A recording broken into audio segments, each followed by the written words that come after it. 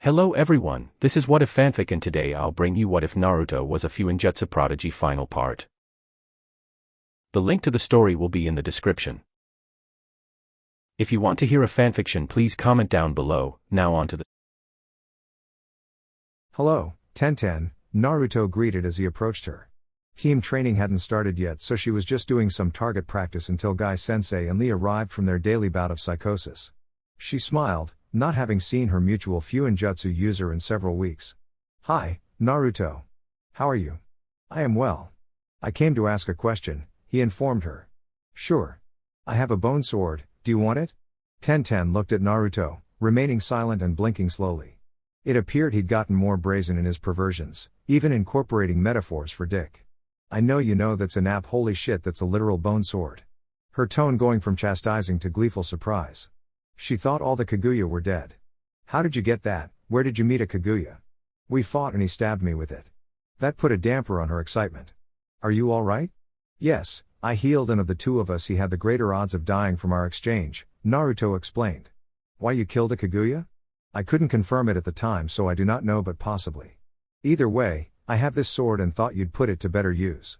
Naruto placed the weapon in Tenten's hands. It felt light but as sturdy as any steel sword she's ever wielded. I'm going to have to do something special in exchange, she said. Before thinking what that could be but inspiration didn't take long as she recalled his fascination with her puppy Chow. I know. Have you ever had lemon squares? Why would you square a lemon?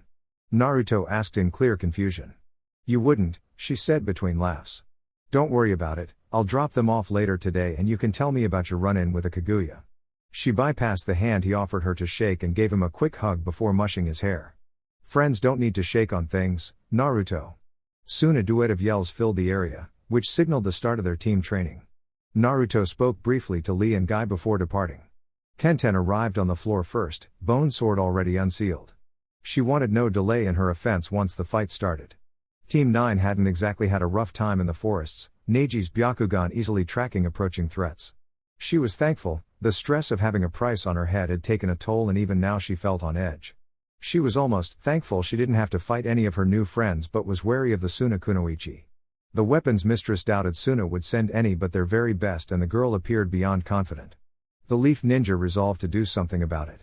Tamari was working through on her issues, relishing the much more direct combat she was about to undertake.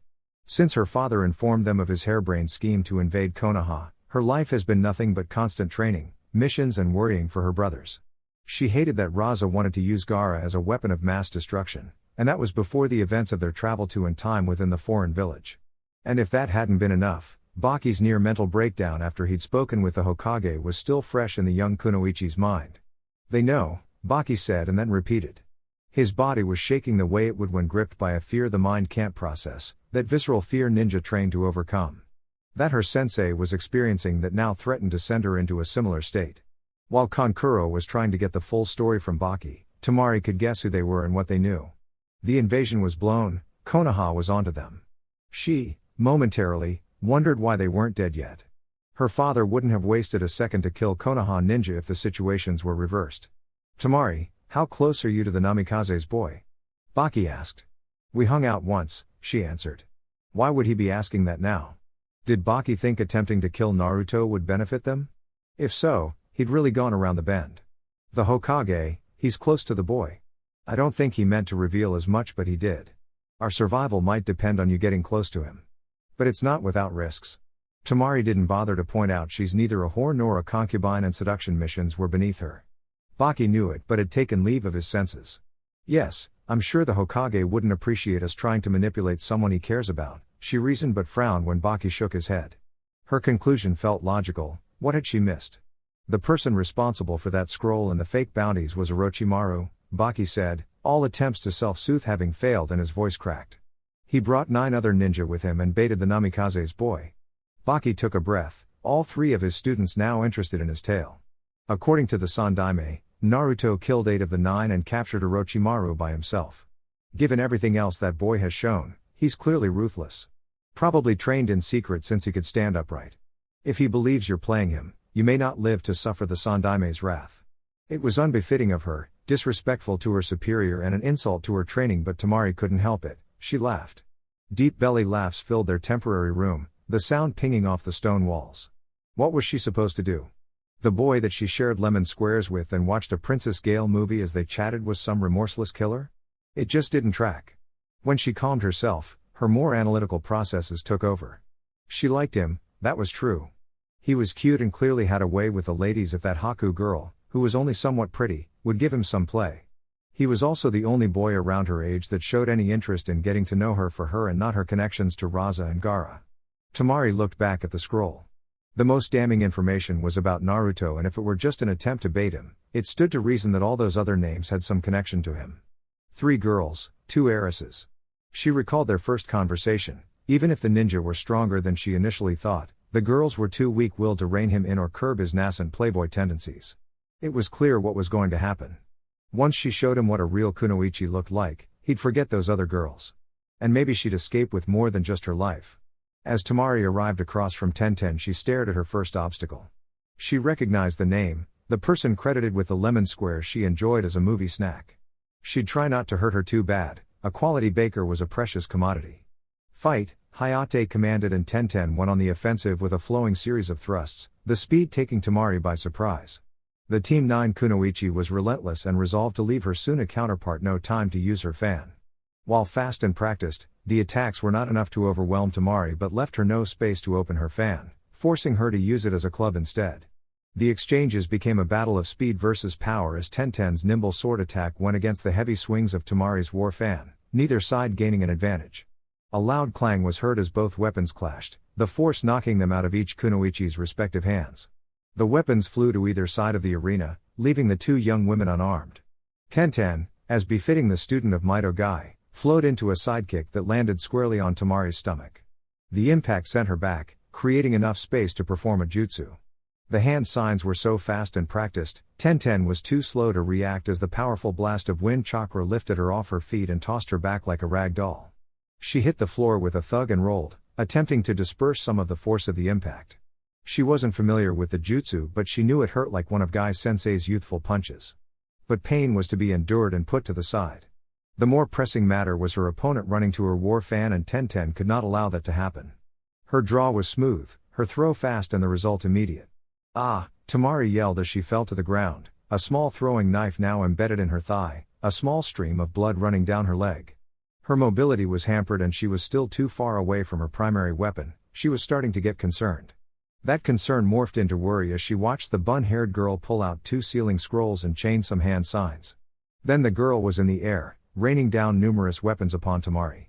With her fan, swatting away the weapons would be no problem, but she had to settle for twin golem palms.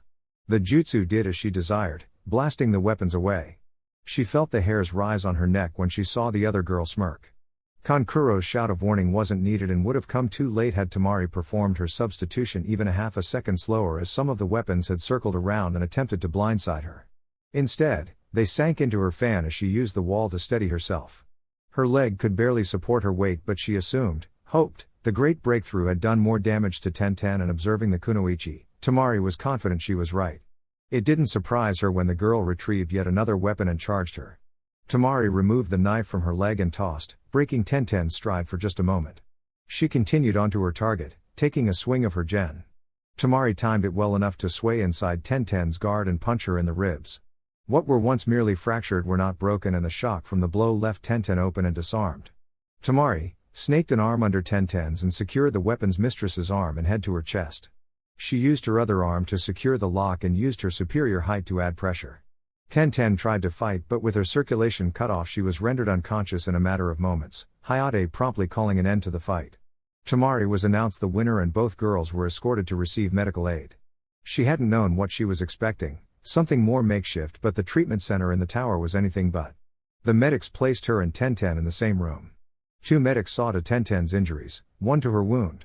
The 3 chatted, mentioning something about it being a shame that their cutie wouldn't make it to the finals. When one blamed a snake bastard, Tamari put it together but was confused all the same. Did these 3 know Naruto, and if so, how? Could he be a combat medic? She wanted to dismiss it outright, as except for one notable exception, medics were unimpressive when it came to combat. It was just one more mystery about her. Friend? She didn't know, but resolved to learn more about her future conquest. Tamari was thankful when she was given something to read, the medics keeping all participants there unless they are called again or until the end of the preliminary round. She paid little attention to the last Kuzujinan that was brought in with a slash across his chest, nor the slacker with pineapple hair. She did get concerned when Kankuro was brought in but was refused access while the medics worked, one eventually informing her he was nearing chakra exhaustion. She had to bite her tongue when the severe-looking Hyuga was wheeled in while holding his privates. She must have clearly missed something good. Back at the arena, Hinata watched what could be her future opponents. She understood Choji forfeiting against Gaara after his display, but she'd have liked some more information about him. The Kumo Jinan, Amoe, was a Kenjutsu and Raiten user. Lee was a Taijutsu specialist by necessity and a powerful one at that. She had no information on Sasuke as Ino chose not to return to face him. She was relieved, she'd have neutered the Uchiha if he harmed her Ino-chan. She felt bad for Shino-kun. It had been a good fight, but he'd succumbed to the poisons before he could finish the puppeteer, the two KOing each other. Finally, her name was called and it was against her cousin. He was already angry at her while she had no problem ignoring his diatribe. She used to think she understood why Neji hated her. It wasn't just that she was of the main branch, it was that despite her desire to remove the curse seal she was weak and ineffectual and held a higher status that her talents didn't merit. She accepted that and would never judge Neji for it.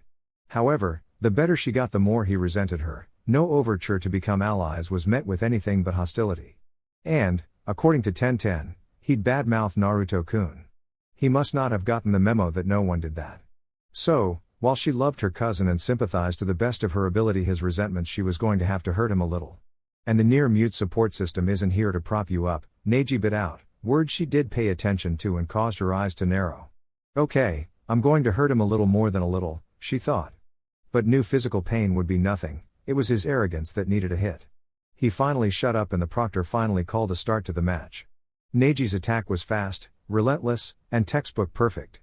She'd have to devote herself for days on end to match the grace and form he achieved almost naturally. He was talented and diligently worked to further that talent, but talent could have a weakness. As much as Neji practiced, as great as he could be, no one was as obsessed with the gentle fist as the proud failure of an heiress. Her forms were never as crisp, didn't flow with power and purpose. Because she knew she was doing it wrong, she obsessed over the manuals, over the kata, just hoping to get it right. She never did, not to anyone's satisfaction. It made her hate herself, made her curse her very being.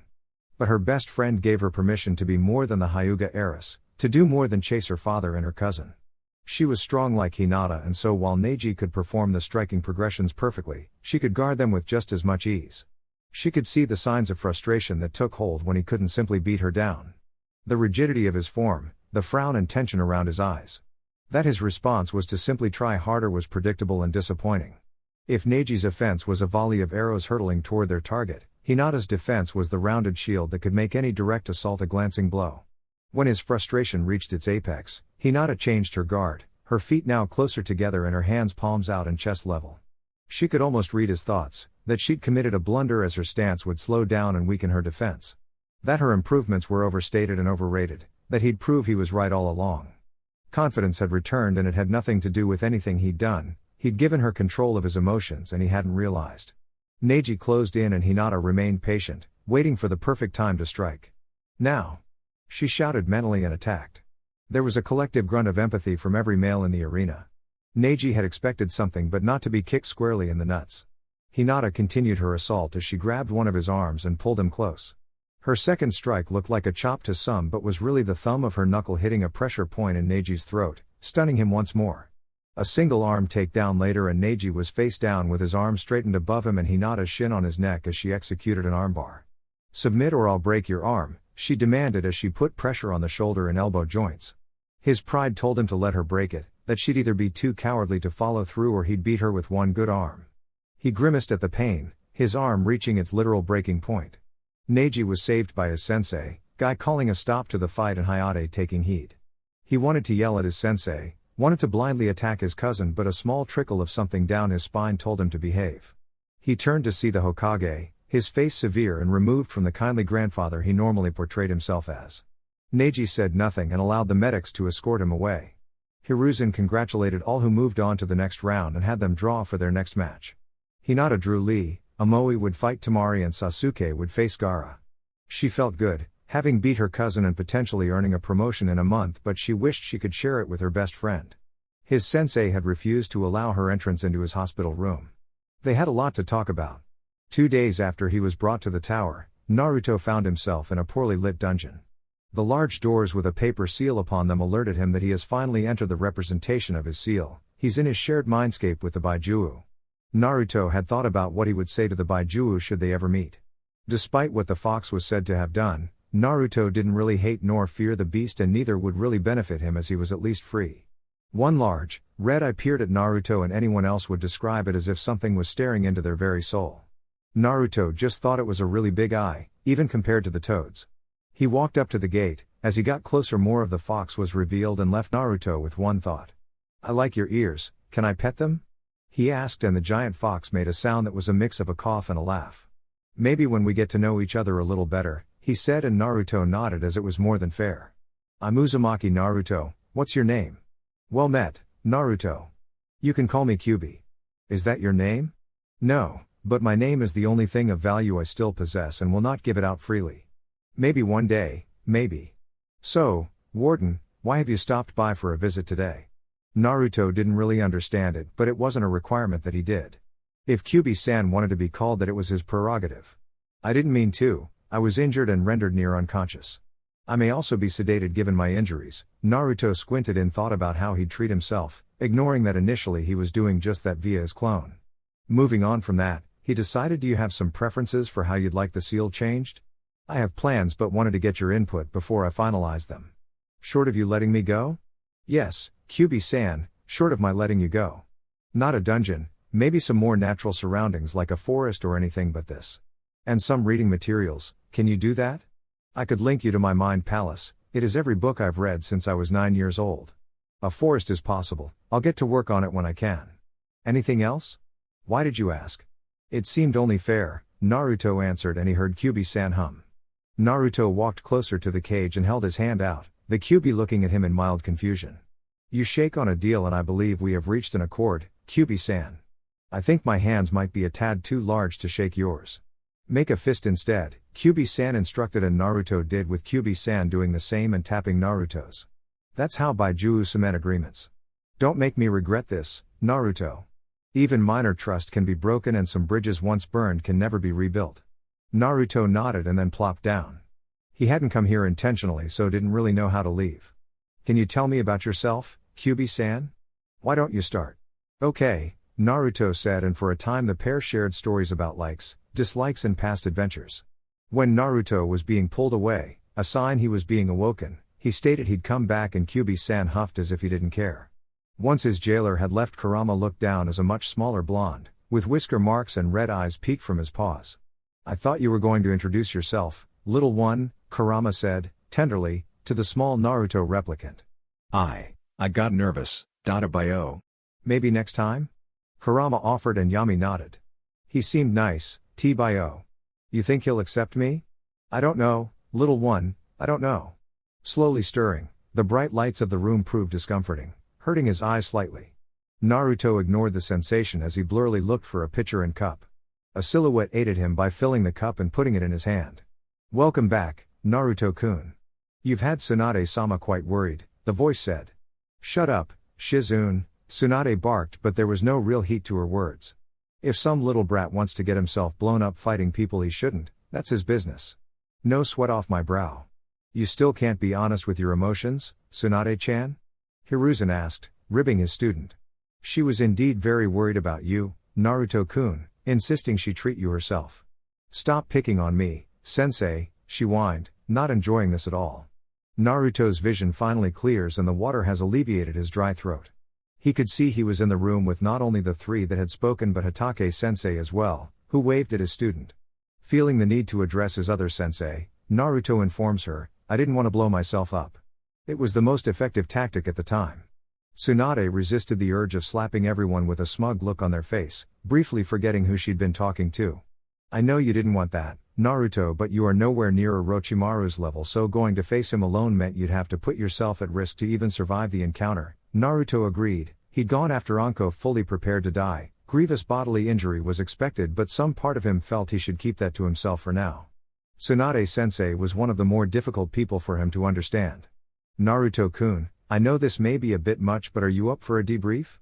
I waited to get the details from you so your clone could focus, the Sandaime explained. Can I just show you? Naruto asked, and the Sandaime granted permission for all in the room to be informed as well. Naruto hastily linked all of their projection seals together and then replayed his time in the Forest of Death, the activities of the clones being held separately. As they watched the events, 3 Anbu were having a private meeting about the Uzumaki. Yu-Gao, Tenzo, the commander started, the 2 agents knowing he was serious as he called them by their actual names. They were in a secured room within the exam tower, supposedly to get final orders before Naruto's month-long protection details started, but Dragon had other plans.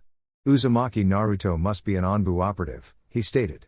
Commander Yu-Gao started but was silenced by the raised hand of her superior officer. I know. Sandaime-sama doesn't think he'd flourish with us. I disagree. And not only would he benefit, but we would as well. Think of a Fuinjutsu master who could design equipment for us because he had first-hand knowledge of our needs as they would be his own? A high-class medic who could offer preventive measures or any number of things because he knows how taxing our missions are? Uzumaki Naruto could breathe new life into Anbu, and we need some innovation so things don't become stagnant. In exchange, he'd get some of the best physical and tactical training in the whole of the shinobi system. He'd also be under the radar for a while so the heat of taking down Orochimaru can die down. And we'd finally have a Hokage pass through our ranks. All that sounds good, and I've made similar arguments to Sandaime-sama, but he is near violently opposed to Naruto-kun becoming one of us, and I don't know how you expect to get around that, Yu-Gao explained. Simple. I want you 2 and your squads to sell him on becoming one of us. I want this next month to be so enthralling he'll want to do nothing but to be an Anbu. If the request comes from him, Sandaime-sama may become more open to it. Commander, how are we to sell him without seeming obvious? Tenzo asked. He rather liked Naruto and wouldn't mind him joining their ranks, but he didn't want to be turned to ash trying to make it happen. I've made arrangements for him to stay in Anbu HQ for the month, and Tsunade will start his surgical rotation in our own medical facilities. Training him a little and showing him around won't be too harmful. He won't see anything a new recruit couldn't get access to.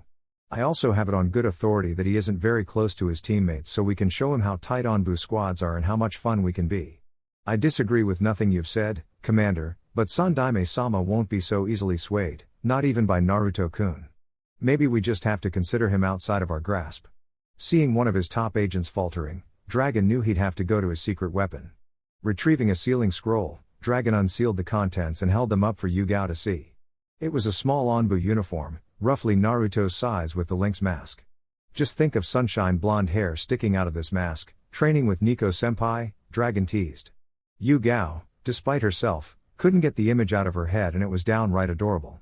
He'd be a little Anbu assassin. I'm going to report in, Commander, Yu-Gao said, not trusting herself to say anything more. He dismissed her, confident his ploy had worked. Looking to his other agent, Dragon had one last card to play. Kenzo, if you can somehow let it slip that our showers are co-ed, that'd be great. The Mukuten user just sighed and left, as there was no arguing with Dragon when he got an idea cemented in his head. Naruto had just finished his debrief when Yu-Gao arrived outside the room. There were several voices congratulating him on his actions, but all fell quiet when the Sandaime began to speak. Naruto-kun, I am sorry you will not get to compete in the finals. I had been looking forward to it, but the rules simply wouldn't allow it. I understand, Naruto started but was interrupted. Yes, we simply cannot allow Chunins to participate in the Chunin exams. It wouldn't be fair, he said with a smile as Kakashi presented Naruto his new vest. I am very proud of you, Naruto-kun, but things will only get more difficult, I'm afraid, so you must continue to push all areas of your training. Orochimaru held back. You can no longer count on anyone else underestimating you. Hi, Naruto replied. Good. Now, Chunin Uzumaki, are you ready for your first mission? It is A rank and will require your Fuinjutsu expertise. I'm ready, but can I forego payment for trade? Naruto asked. What would you like to trade? There's an Uzumaki in the exams from Kuza. Pretty red hair and eyes to match with glasses. Her team mistreats her. One held a kunai to her throat to get me to leave. You want her to relocate here? Hiruzen asked. I'd like her to have the option, Naruto answered. I'm sure we can figure something out, Hiruzen said, but internally thought if need be the Kuza team could have a collective accident. Who was to say how out of hand Orochimaru got before he was captured? With the price settled, Hiruzen began informing Naruto about his latest mission. Soon, Hiruzen departed with Tsunade and Shizune following suit. Only Kakashi remained behind and favored his favorite student with an eye smile. Getting promoted mid-exams is something not even your father accomplished. Quite impressive, Naruto-kun. And even with all that was going on to find an Uzumaki damsel in distress. You really are a sly, little devil. Minato-sensei would be proud. Kakashi practically beamed and Naruto smiled back, slightly. Now that you're a Chunin, our real training can begin, Kakashi said as he tossed something toward Naruto. Familiarize yourself with that. Soon, I'm going to teach you all the ways to remove one with and without using your hands. Kakashi ignored the blast of killing intent coming from outside the room. He knew teaching the chosen one would be perilous, he'd long accepted it. Besides, danger made cool things cooler. The first thing he noticed was his chakra flow. Sluggish was the initial sensation. Utterly beyond his control was the second. He could still feel it but could not exert influence over it, molded as he'd done countless times before. The next was his former team as he sat up in the brightly lit cell. Every wall stone except the one in front of him. Transparent but not glass, nothing obscured the three severe faces watching him in judgment. Kukaku, the reunion I've always hoped for. Wishes do come true. This cell has a series of Fuinjutsu-enabled security measures, Hiruzen said, ignoring his traitorous student. If needed, I can cut your oxygen supply. Heat the room hot enough to incinerate you. Or turn you into a fine mist. Naruto-kun's been busy, Orochimaru said, recalling how one of his subordinates had experienced such a change in matter. If by some miracle you could escape this cell, there are seals placed on you all designed to deliver instant death. If you stall in giving us information, you die. If you try to escape, you die. If you displease me in any way, I die? Orochimaru said mockingly. I'll open your cell and show you why I'm the professor and you're the student, Hiruzen answered. It'd almost be worth it, sensei. Just to see you do it. Could you really beat me to death? If Danzo had not been present when I found you, you'd already have an answer to that question. Well, you've certainly laid out the stick, but where's the carrot? You must have lost your mind, sensei isn't going to give you anything, Jiraiya stated. He frowned when Orochimaru rolled his eyes, knowing what was coming next. Stupid Jiraiya, always a little slow on the uptake. Sensei may want me dead but he needs me alive. Especially if you want the information I have about the Akatsuki. And sure, he could have me tortured but he has to know I can survive anything he'd do to me, or in the case of Anko-chan, piss her off so much she goes too far. I'll die just to spite you and then you'll get nothing. You have a little leeway but don't push it. My list is short and shouldn't be a problem. 1. A library. If I'm going to be stuck in this cage then I need something to occupy my mind lest I go insane. Done. What else? Oh, just access to Naruto-kun, Orochimaru said and swiftly felt the burn in his lungs associated with suffocating. He didn't falter, though, he refused. Instead, he stared at his sensei, daring the man to go to the edge. Time marched on, he felt his vision narrowing but he still smiled. Soon, the game of chicken was over and he could breathe again. What do you possibly hope to gain from speaking to him? He isn't like you, isn't twisted nor malicious, said Jiraiya. Isn't like me? He's more like me than any of you could ever hope to understand. And whatever you think of me, at least I'd have protected him from what sensei is doing to him, what he did to me. What did I ever do to you other than support you? Support? Even now you don't get it. It wasn't enough you had someone that could kill the wolves. You needed me to see myself as a protector of sheep, one of you. Before your ideology wormed its way into my head, corrupting me, I was pure. I sought not to be anything other than what I was. You made me believe I was something else. And because I lied to myself, I got to watch my students blow up in an Iwa ambush. The sole family of my friend died in front of me. If I had remained pure then not only would Nawaki's death have not been my fault, I wouldn't have cared. You tainted me and when the inevitable happened and I, from your perspective, turned into a monster you laid it squarely at my feet. And you're doing the same to Naruto-kun. A gift maybe even purer than my own, greater than his father's, and you'll corrupt him too. Because it isn't enough for you that we be effective or powerful. It doesn't count unless we have the will of fire in our hearts. But he'll lose someone he can't afford to and it'll break him. That void will be filled with a wrath you can't imagine. And it'll be your fault, sensei. Hiruzen simply looked at his fallen student, his emotions unreadable. He didn't know if this was Orochimaru trying to manipulate him, an ad hoc justification, or if he truly believed he'd been corrupted by a belief meant to give aid, comfort, and purpose. Hiruzen resigned himself with never knowing, and that triggered a pang of guilt. On some level, he never truly understood his student, and while that was no excuse, it was another failure. But he'd never let those words make him think differently about Naruto-kun. He knew his grandson and had no doubts about that. You're mad, Jiraiya said as Tsunade no longer looked angry but remorseful. She ranted and raved when Nawaki died, blaming Orochimaru for not being there. She apologized, but the damage had, clearly, been done, and she vacated the village soon after, so could do nothing else. Am I? Tell me, Jiraiya, why isn't Minato alive?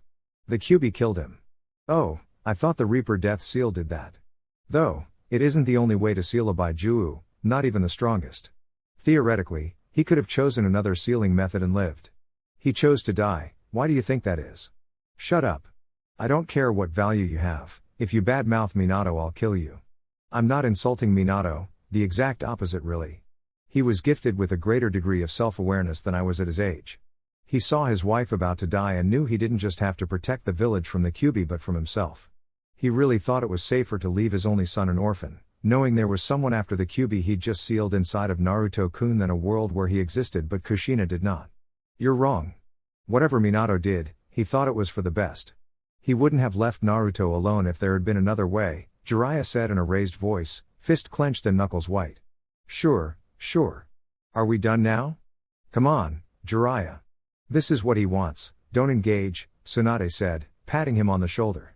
He nodded and relaxed. No, you will not have access to Naruto-kun. That's a shame, as I'll only give my intel to him. How far do you think you can push me? Hiruzen asked. Your mistake is thinking that's the goal. Just because this upsets you doesn't mean I'm trying to be upsetting. I simply wish to converse with the young man that handily defeated me. I am the leader of a hidden village, which makes this quite the feat. If he doesn't have a million Ryobingo book entry by month's end, I'd be disappointed, Kukaku. No, you will not be speaking with Naruto-kun, Hiruzen said. If his student was confident in his resistance to torture, then he would demonstrate it for as long as necessary. Any affection the aged Hokage held for his student died in the forest of death. The trio departed without another word to Orochimaru, the heavy metal door slamming behind them as they entered the hallway. Where is the Gaki? I need to talk to him about challenging S-rank ninja. Jiraiya was not pleased when informed of Naruto's exploits, not at all. I'll direct you to him, but do keep in mind he was protecting a comrade, Hiruzen cautioned his student. Kakashi walked through the village, head buried in Jiraiya's latest manuscript. The copy ninja felt good. It had been so long he'd almost forgotten how it felt to be anything but hollow. It was a welcome change, and he managed to feel only slightly guilty he hadn't sought treatment sooner. As he giggled at the hijinks of Akio, his mind also turned to his students. All three had impressed him during the first and second part of the exams, and while he'd have been delighted for all three to make it to the finals, ultimately Kakashi couldn't complain. Sakura may have drawn with Kurenai's student, but Kakashi could tell she'd also learned a lot about herself up to that point. She fought really well against an opponent that should have overpowered her, and Kakashi was glad she was learning how to apply her intelligence in combat. In truth, Sakura was always the most challenging of his students. She wasn't going to be a natural in ninjutsu nor tracking, his specialties, due to her small reserves. Where she may have talent, due to her chakra control, would be the medical and illusionary arts, but one teammate was being trained by Tsunade and the other had the Sharingan. She deserved to shine outside of her teammates, but the Hatake wasn't sure how he'd manage it. Next was Sasuke. Kakashi had been most impressed with the boy's emotional growth, his sessions seeming to pay dividends as well. Kakashi could see a reality where Sasuke would have gone with Naruto to face Orochimaru out of a confusing mixture of rivalry, jealousy, and loyalty. Instead, he heeded the advice of his teammate and got Sakura and himself to the tower. It was the kind of decision a Chunin would be expected to make, and Kakashi knew that choice would benefit the Uchiha during final assessment. Now, he just had to figure out how to keep his student alive against a nihilistic Jinchuriki. A part of Kakashi wanted to pull Sasuke from the fight. It wasn't mandatory, it wasn't a mission, and Kakashi had little information on Gaara's abilities outside of sand manipulation. That suggested he had some version of the magnet release, and if he were in any way proficient with it, Sasuke would be in for a tough fight. Then add on what effects the Baijuu could have on Gaara, and he may be walking his student into a death trap. But he knows Sasuke wouldn't back down, not before even trying. And if he'd known Naruto didn't just survive against Orochimaru, progress or no, Sasuke would refuse to yield to anyone in a show that he wasn't that far behind his teammate. Hey, Kakashi, Asuma called out, interrupting the copy ninja's thoughts. He was with his team, the lone Kunoichi still sporting bandages on her shoulder, all standing outside a food stand. Team 10, good morning, he greeted. You seem to be faring well, Ino-chan. I'll have to let Naruto-kun know. You know where he is? Is he okay, she asked, hopeful he'd have the answer. I do. He is. In fact, he'll be on special assignment for the month, so don't be too surprised if he's not around much. Oh, okay. Thanks for letting me know. Hinata and I were worried, Ino said. Kakashi almost scoffed. Ino may have been worried, but he was certain that Byakugan-wielding Honey Badger would have killed him if she'd had the skill to do so. He remembered those dead, lavender eyes when he refused her access to Naruto. He knew when someone was sizing him up, and she had. Of course, Kakashi replied and favored her with his eye smile. Well, I must be off. I wouldn't want to keep Sasuke waiting too long, he said as he walked away. And while he would eventually get to Sasuke, he had one stop to make before he could begin training the Uchiha. He faintly heard Ino mention she had to hurry as well. It was a short trip to the aviary, and as he predicted, 2 of the visiting Jounin sensei were sending messenger pigeons to their respective villages. He wasn't as confident in allowing people to spread the information about Naruto being Minato sensei's son, but the only way to stop it would be for him to kill a lot of people. Kakashi didn't necessarily have a problem with that, but he was too smart to ignore it would be a declaration of war on Konoha's part. War equals bad, so the intel would spread across the nation. Good morning, all, he greeted, and while the blonde Kumo Kunoichi simply turned to him but remained indifferent. Baki, on the other hand, tensed. Good, Kakashi thought. Oh, he knew about Baki. Minato-sensei said the man had the gall to hit on Kushina-sama right in front of him. It was only the desire to avoid an international incident that Minato-sensei didn't disappear him. The man made Kakashi's Chidori hand itchy. Hatake-san, Baki said gruffly. I hope you are both enjoying your stay in our lovely village, Kakashi continued. It's cool, Samui said. She seemed to be a well-endowed lady of a few words. Kakashi could appreciate that. Twice a night and once in the morning if she were down. Such luxury makes a ninja soft, Baki answered, and Kakashi smiled at him.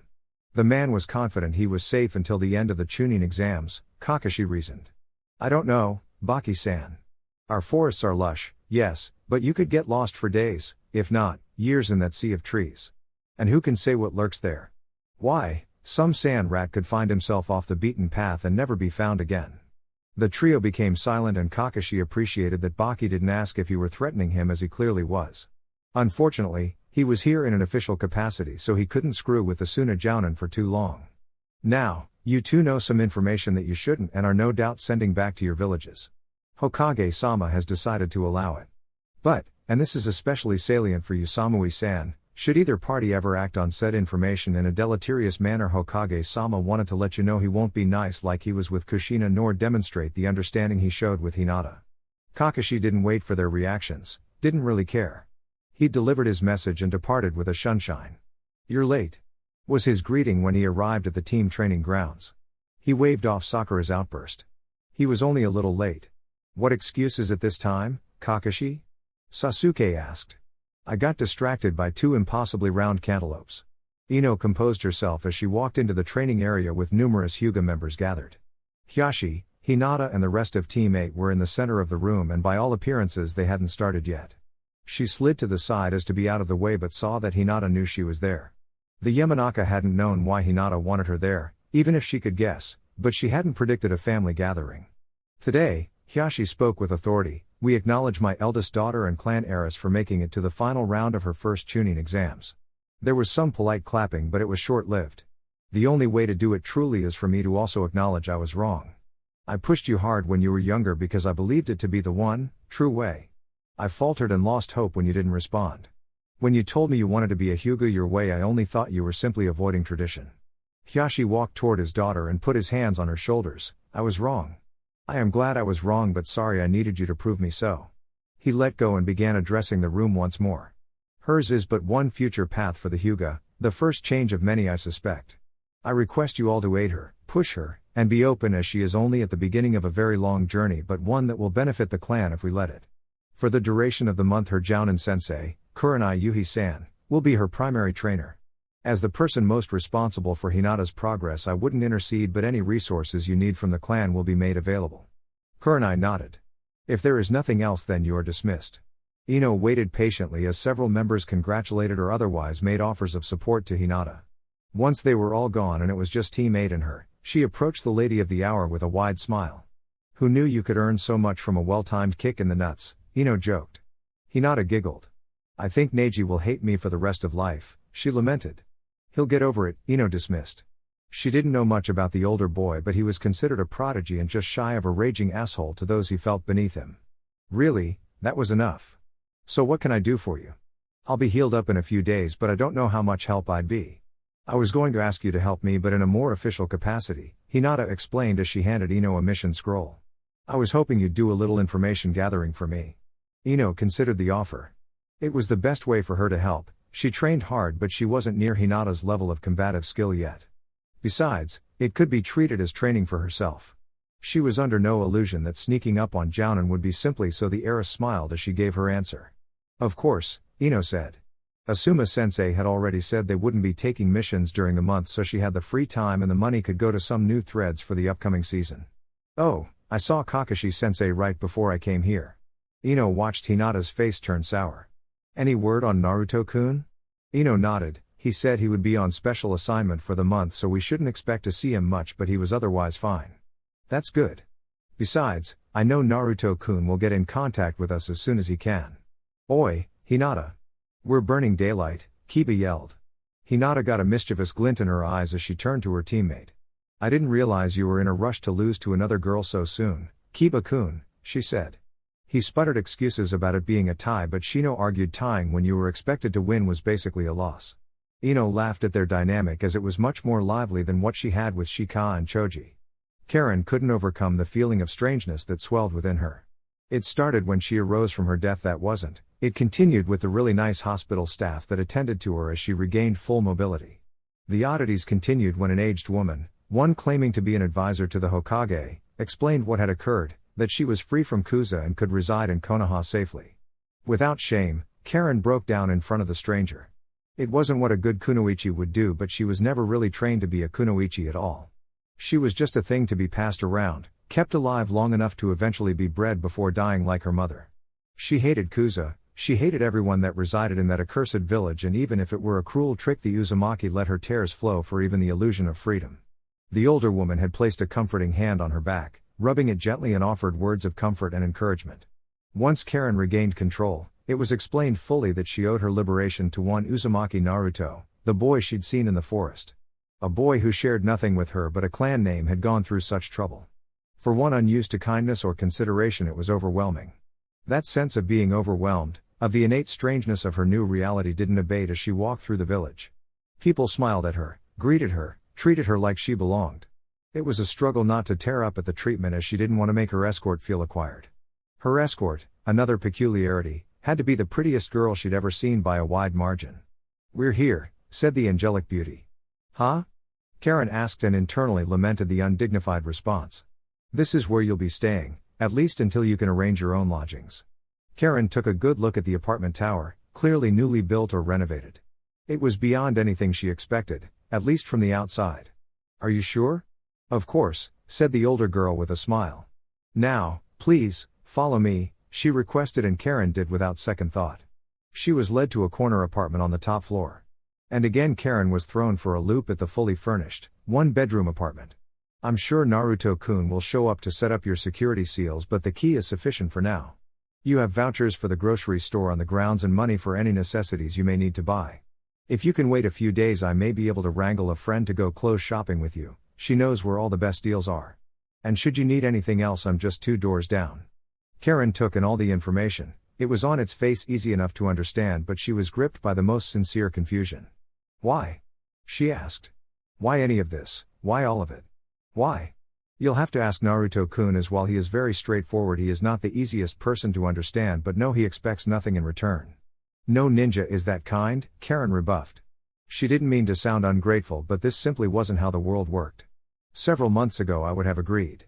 Then on a mission gone bad I was captured by the enemy and held hostage to stall my master from completing his tasks. The same person that captured me went on to become my best friend and gave me a chance to live here for no other reason than I was his friend." "You mean you weren't born here?" "No, I was not. I do not know what you have endured and will not pry, but believe me when I say that you can trust in this." Karen nodded and flopped onto her couch. It was blue and comfy in hers.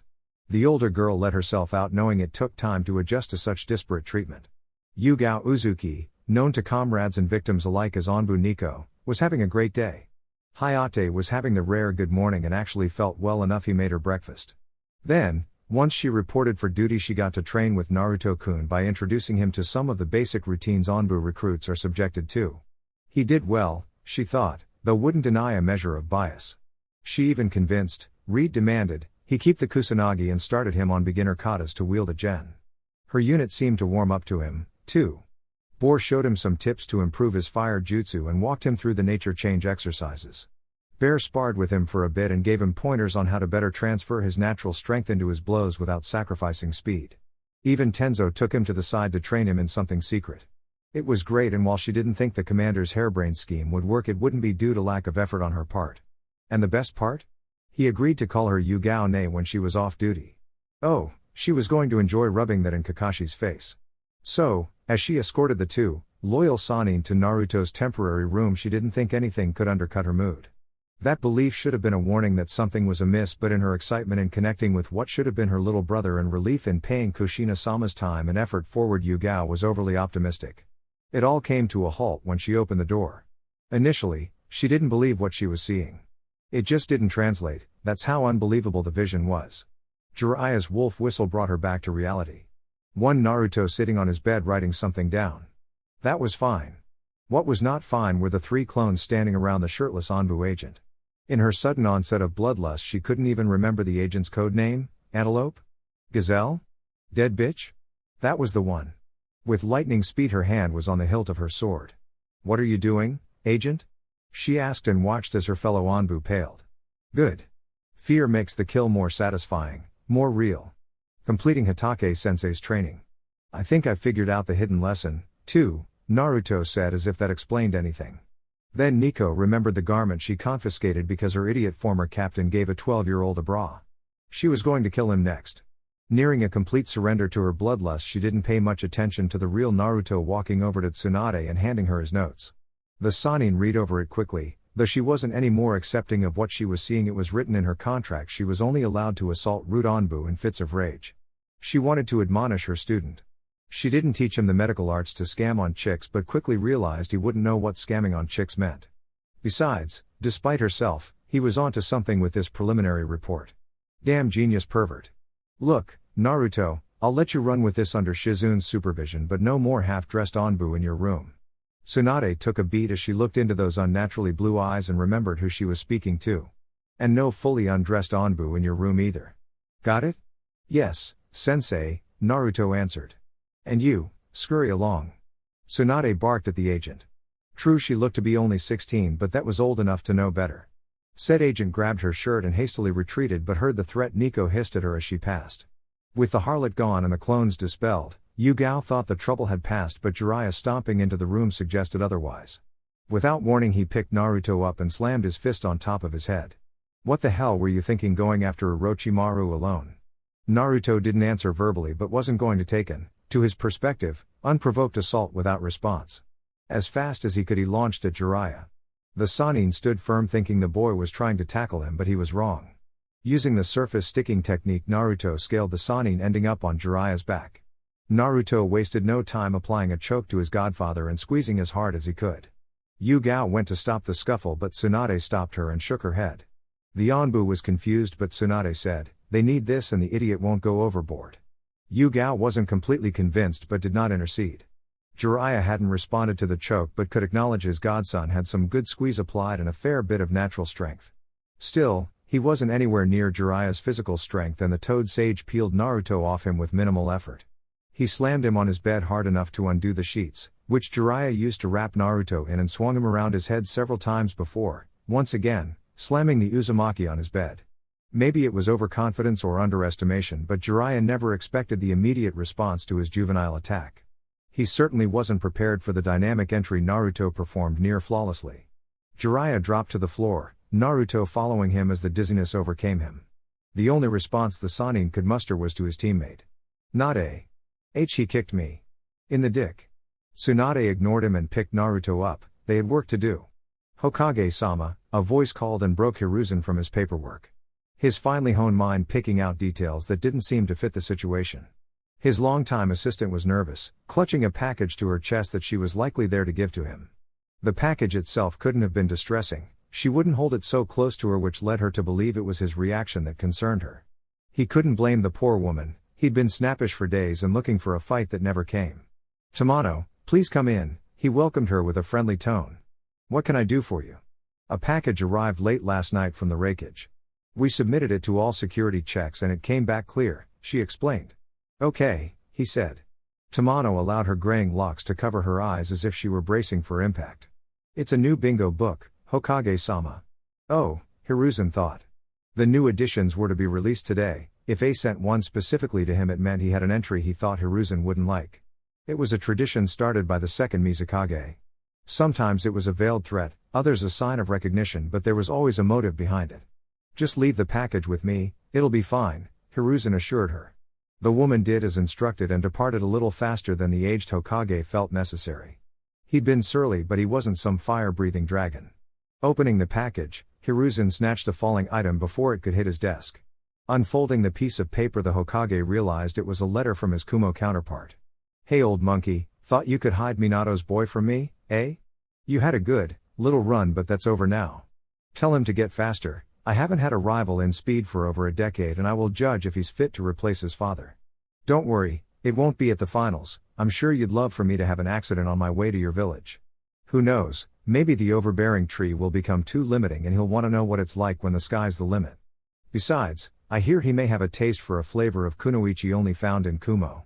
Only time will tell. Hiruzen fought the urge to scramble a platoon of Onbu, his desire to remind A that most accidents happen at home not befitting his position. Finally getting to the latest bingo book, Hiruzen thumbed to the section marked with a yellow tab. He opened it and read his grandson's entry as he lamented his failure to well and truly keep him hidden before he was ready.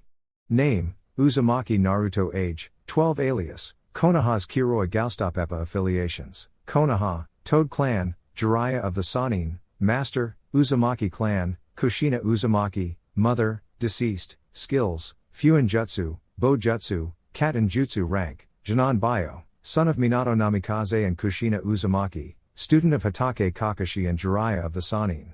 Single-handedly killed over 60 ninja during a solo raid of a base belonging to Orochimaru of the Sannin and his Otogakure ninja. Also managed to defeat and capture Orochimaru in a separate engagement, killing 8 more ninja in the skirmish. Possibly specializing in infiltration and mass exterminations. The shinobi is silent, calm, and analytical. A threat to even experienced ninja if they are not careful. Engage only if mission critical, Jounin or Chunin teams. Shinan, flee. Bounty, 1 Rio. Despite the seriousness of the situation, Hiruzen chuckled at the alias. The yellow ghost pepper would have sent Kushina over the moon. He could see the animated woman bragging to Baiwako and him about it, and then the pair having to spend the next hour talking her out of going to kill A. It brought a pain to his chest, thinking about his wife and Kushina. On what they were deprived of who'd been deprived of them. It hurt, and while he had plenty of work to do and needed to inform Naruto's teachers about this, Hiruzen took a moment as not even Hokage were free from grief. You seem in a good mood, Tsunade-sama, Shizune observed as she took a seat across from her mentor. You say that like it's a rarity, Shizu-chan, Tsunade responded, but never took her eyes off her work. The two were in her temporary office, Dragon having made some space for her as a concession for stealing her student. When Shizune didn't respond, Tsunade took it as confirmation that was her exact position. She couldn't deny the truth of it, so didn't take offense. Well, it's nice to cut again. It's nice to be doing medicine again, and if I can figure out my part of this stasis solution, will have a dramatic impact on in-mission fatalities. Shizune smiled and nodded. What are you leaning toward? Foam. Some kind of cryofoam, but knowing where I want to go doesn't necessarily get me there any faster. I'll figure it out, eventually, she said. She was the queen of elixirs, so it would be a blow to her pride to be stalled. How about your little project? Tsunade asked, though her tone was anything but encouraging. Really now, Tsunade-sama, Shizune admonished, this is as valid a topic for medical treatment as anything else. I know, sorry. Really, how are things coming along? Tsunade asked more sincerely. Good. We have years of data and can say with a high degree of confidence that kunoichi experience a higher percentage of lower back injuries, the rate only increasing as activity diminishes. Because the diminished use of chakra no longer buttresses the lower back muscles? Tsunade asked. She had to admit, she was a little embarrassed. She had never considered the problem. She'd heard of civilian women complaining of lower back pains and they all assumed she suffered the same, but they were wrong. Subconsciously, she and all other kunoichi had a way to avoid those pains, but it also left the muscles tense and easily strained in comparison to shinobi. Her main problem was its strained credulity that her other student came to this insight because that idiot Kakashi gave him a bra. She knew his mind didn't work like other people's and could accept it, but even that had its limits. She refused to accept that medical advancements would come via the boy's libido. Refused. And potential treatments? Tsunade asked, pressing on. I've been in touch with our physical therapy team and they are working on it. Aha. And the other thing? The Senju questioned, looking down at Shizun's chest. Oh, it's wonderful. I almost forget they are there sometimes, her student beamed. Naruto hadn't reinvented the wheel but a seal that can calibrate to and redirect the same force that the breasts exert in each cup. It was inventive. I still don't see why you had to be the test subject, Tsunade stated. Because Nico-san and you scared most of the female Anbu away from Naruto-kun when he just wanted to help. Aha, the blonde medic said, but not at all buying it as the only reason. The effects of the newest addition to the bingo book rippled throughout the village. 3 men gleamed in anticipation of finally upholding a promise over a decade in the making. 2 foreign kunoichi lamented the Raikages reveling in his man-crush on the Yondaime Hokage, and his delight in thumbing his nose at the Sandaime Hokage. And 1 Chunin instructor jumped at every shadow, terrified the Anbu would snatch him up at any moment. None of that had reached Naruto yet, the rookie Chunin having been summoned by Kakashi, via Pakun, to meet him at Team 7's training grounds. As it was Hound making the request, Commander Dragon allowed Naruto to depart. So, here the blonde sat, Pakun on his lap as he gently patted his head as he watched his teammate train with Kakashi. They hadn't sparred for long, not even 30 minutes, but Naruto already saw some problems. Sasuke was shaky and his body had clearly hit a wall well before he was accustomed. Sweat poured from his brow and he was breathing through his mouth. It was time for him to go to work. Stop, he called out as he approached sensei and teammate.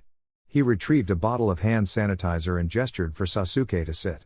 The Uchiha did just that. Naruto activated the diagnostic jutsu and mentally recorded notes. Within 20 minutes he had reached a conclusion. Your nutrition isn't adequate for the level of training you're doing. Your body is forcing your chakra to compensate, but the increased usage means you aren't recovering as fast at night, which requires more chakra to compensate. Had you continued the cycle, you would have gone into shock from chakra exhaustion within 3 days. Sasuke nodded, masking his discomfort with the emotionless tone that provided the explanation. The Uzumaki handed Kakashi a list while Sasuke digested what was said. He was unhappy with the news but relieved to know there was a reason he hadn't felt like he'd progressed in the last few days. He thought he had a well-balanced diet, so that was concerning. What did you hand Kakashi? Sasuke asked. A list of vitamins and supplements. You could get with a nutritionist as well, but if this is just for the exams then the supplements would be adequate.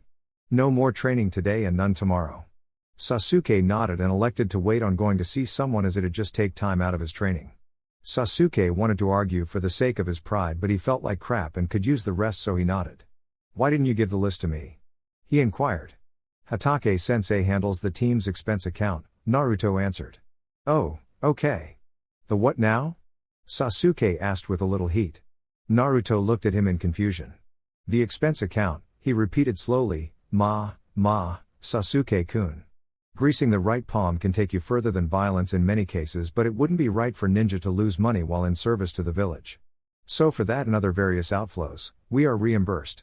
And thanks to Naruto-kun bribing Ibiki, I've hit my cap for the fiscal, which means I can request a limit increase. Sasuke found it weird how happy his sensei sounded about mundane administrative tasks when he was near impossible to get a rise out of for anything else. The Uchiha just shook his head. Even with his analytical mind demanding to reach a conclusion, he decided Kakashi was unexplainable. It was just simpler that way. Kakashi performing the summoning jutsu broke Sasuke from his thoughts. Okay, you lot have fun with Naruto-kun, he said, and then turned to Sasuke, let's go, with no more prompting as he took off. Sasuke could faintly hear the Ninken barking in the distance. It didn't take much effort to catch up to Kakashi, and the Uchiha was curious. Why did you summon your dogs? They needed exercise, Naruto likes playing with them and I was taking time away from his own training. Seemed like a fair trade, Kakashi explained, but the need to needle his student pushed him further. Are you jealous? You want to play with them? What? No, Sasuke denied. Oh, okay, Kakashi said. You know, Hokage Sams is thinking of pulling Naruto from the team. Why? The Uchiha asked. Officially, both of you are high-profile targets, so it would be safer to have you separated in case another village tries anything. Unofficially, I think Hokage-sama believes Naruto's team with Jiraiya is better for him since he actually gets along with Haku and Sai. Kakashi was hardly being subtle, but Sasuke got his point. We can work together and not be friends. That is true. You could also accept that he's not Itachi and open up a little, Kakashi pressed. Sasuke's shoulders dropped. Yes, he could, except no, he really couldn't. He knew Naruto wasn't stoic but impaired, he really couldn't help being that way, but his manner constantly reminded him of the person he hated most. That Naruto seemed to be better than him didn't help matters. I'm sorry, Kakashi. I can't. It's fine, Sasuke, Kakashi said. I'm not asking for an overnight turnaround. Besides, we need to focus on Gaara, everything else is secondary. Sasuke grunted in agreement. He was jumping at everything. Every unsuspected shadow, every creeping sound. That one entry in one book reduced him to this. That the Kyuubi reduced him to this nearly pushed was enraging. But there was no time for rage. Rage would scare the brats would alert Iruka. Or maybe a couple of Jounin. Or, sage forbid, the Anbu. He didn't know why he even bothered with the new bingo book. Sure, it was causing a stir at the check-in station, but he'd gotten used to ignoring the weak fools of this village. But today was different. He engaged and learned. In black print, submitted by Kumo, therefore cleared by the Raikage himself. Uzumaki Naruto, the demon in human form, looked back at him. Those dead eyes judged him just like the little bastard did in real life. Mizuki hated it. The judgment. Hated it. The beast. Hated it. This village that allowed the beast to judge him. How? He asked himself. How could the Kyuubi capture Orochimaru? And how long before the man gave him up? Mizuki didn't know but couldn't wait to find out. He needed to escape, to put as many miles between him and the land of fire as he could. His life as he knew it was over, he had no doubt. And while he was filled with panic, even fear could override his true nature. Mizuki was a man gripped by resentments, large and small. He resented never becoming more than a Chunin instructor. He resented the Hokage's lack of trust in him. He resented having to rely on Orochimaru to get stronger and gain some recognition. A nuke nin only free because of the Sandaime. In that resentment a foul idea was taking seed. His life was over. His life. What few friends, what paltry relationships he allowed himself would end. He'd be on the run for the remainder, ducking cutthroats until his last days. It was to be a miserable existence, he knew, but he couldn't picture giving up. A terrible life was better than no life by Mizuki's estimation, but it didn't mean he couldn't get a little satisfaction. All right, everyone, head out for target practice, Iruka ordered. The children put away their things and rushed to the door. Mizuki watched as his chance for a taste of revenge was one of the last out. Luckily, Iruka had run off to catch up with the others. Hey, Konohamaru, wait, he said in his friendly voice. Yes, Mizuki-sensei? He asked, turning to the man standing at the back of the empty classroom. Iruka asked me to pull you back. Since you're doing so well, I'm going to teach you how to throw a Fuma Shuriken. It's my specialty. Really? He asked, excitedly. Mizuki smirked, it'd be too easy. Yes, really. Thing is, the Fuma Shuriken is large and powerful, so we'll have to go somewhere else to practice. Konohamaru nodded and followed along, Mizuki making sure to chart a path out of Iruka's eyesight. Mizuki led the little bastard to a shed that contained a go bag. He chopped the Sarutobi on the neck and stuffed him into it and then fled. He knew he had to be breaking personal bests with how fast he was moving, but he had to create as much distance as possible. Taking to the trees, passing through training areas, his only thought was to reach the wall. He repeated it like a mantra. Reach the wall, reach the wall. He timed it with his breathing and running motion. Every step a word. Reach the wall. Reach the wall. He was focused and felt more like a shinobi than he had in years. Reach the wall. Reach the wall. In all his focus, in the pleasure of possibly getting revenge, the fear of getting caught, Mizuki stopped thinking about his hostage. One he hadn't restrained, just knocked out. A little boy, afraid yes, but not unschooled in the ways of the ninja. A boy who took his surrogate brother's words to heart, so when Naruto told the young Sarutobi to always have a cutting instrument on him, he complied. The fabric of the travel bag was no match for Kono's dagger. Mizuki heard the rip, but even as it broke him from his internal chant, it still took him a few beats to realize what happened. Just long enough for Konohamaru to engage the emergency protocols. Firstly, one of his fun beads was a flash bang and the boy tossed it toward his sensei before running off. The next step would take time, so in his panicked excitement he simply took off in the opposite direction. Ugh, little shit, Mizuki yelled. His vision was slowly returning, but his hearing was still compromised. He could still track the brat's trail. He took off. He, initially, was going to send pieces of the kid back to his grandfather, but now he'd just kill him outright. Mizuki retrieved his collapsible Fuma Shuriken. His hands were shaking. He felt like a wild animal driven mad with bloodlust, and it spiked when his sights landed on his prey. He let loose his weapon of choice, delighted when he heard it cut through the air. But he didn't hear the squelch of blade penetrating flesh nor the screams of pain that would follow. Not even the thunk of the projectile hitting a tree. No, somehow the little shit ducked at the exact right time. Mizuki wouldn't stand for that. He appeared above the boy and picked him up, punching him in the gut with his free hand. Spittle flew, and his eyes tightened. Yes, that was the look of pain he wanted to see. But maybe he could heap on some additional agony before he offed the boy. To get his attention, Mizuki slapped Konohamaru twice, front then back of the hand. You must think you're so special being the honorable grandson. Walking around with your chest puffed out. Even more so because of your precious Niazan, and yet you don't know that they are lying to you. Naruto Uzumaki may have been born human, but the Yondaime, his own father, sealed the Kyuubi into him. He's the fox now, that's why he isn't like us. A filthy demon couldn't mimic human emotions. Me. Mizuki-sensei, Konohamaru spoke. What brat? Shut up, the boy answered as he placed his Fun bracelet on Mizuki's wrist. The man felt his body seize as the shock seal went into effect. He dropped Konohamaru before he hit the ground, and the boy ran off, bruised and battered but still able to move. Mabui was tuning out Amoe and his particular brand of speculation. She, too, was curious about the Fuma Shuriken that landed on their training area, but as it was nowhere near any of them, chalked it up to an accident. Karo demanded the lone shinobi shut up. Samui was doing an excellent job of ignoring them. Mabui didn't fault Karo. Amoe could be vexing, his fantastical paranoia an ever-present attribute. The prudent choice was to wait for the owner to arrive, to be calm about the whole thing and not make up grand stories about someone being abducted and making a hasty escape. Until she saw a small boy, bloody nose and swollen cheeks, running toward her like he was being pursued by the embodiment of death.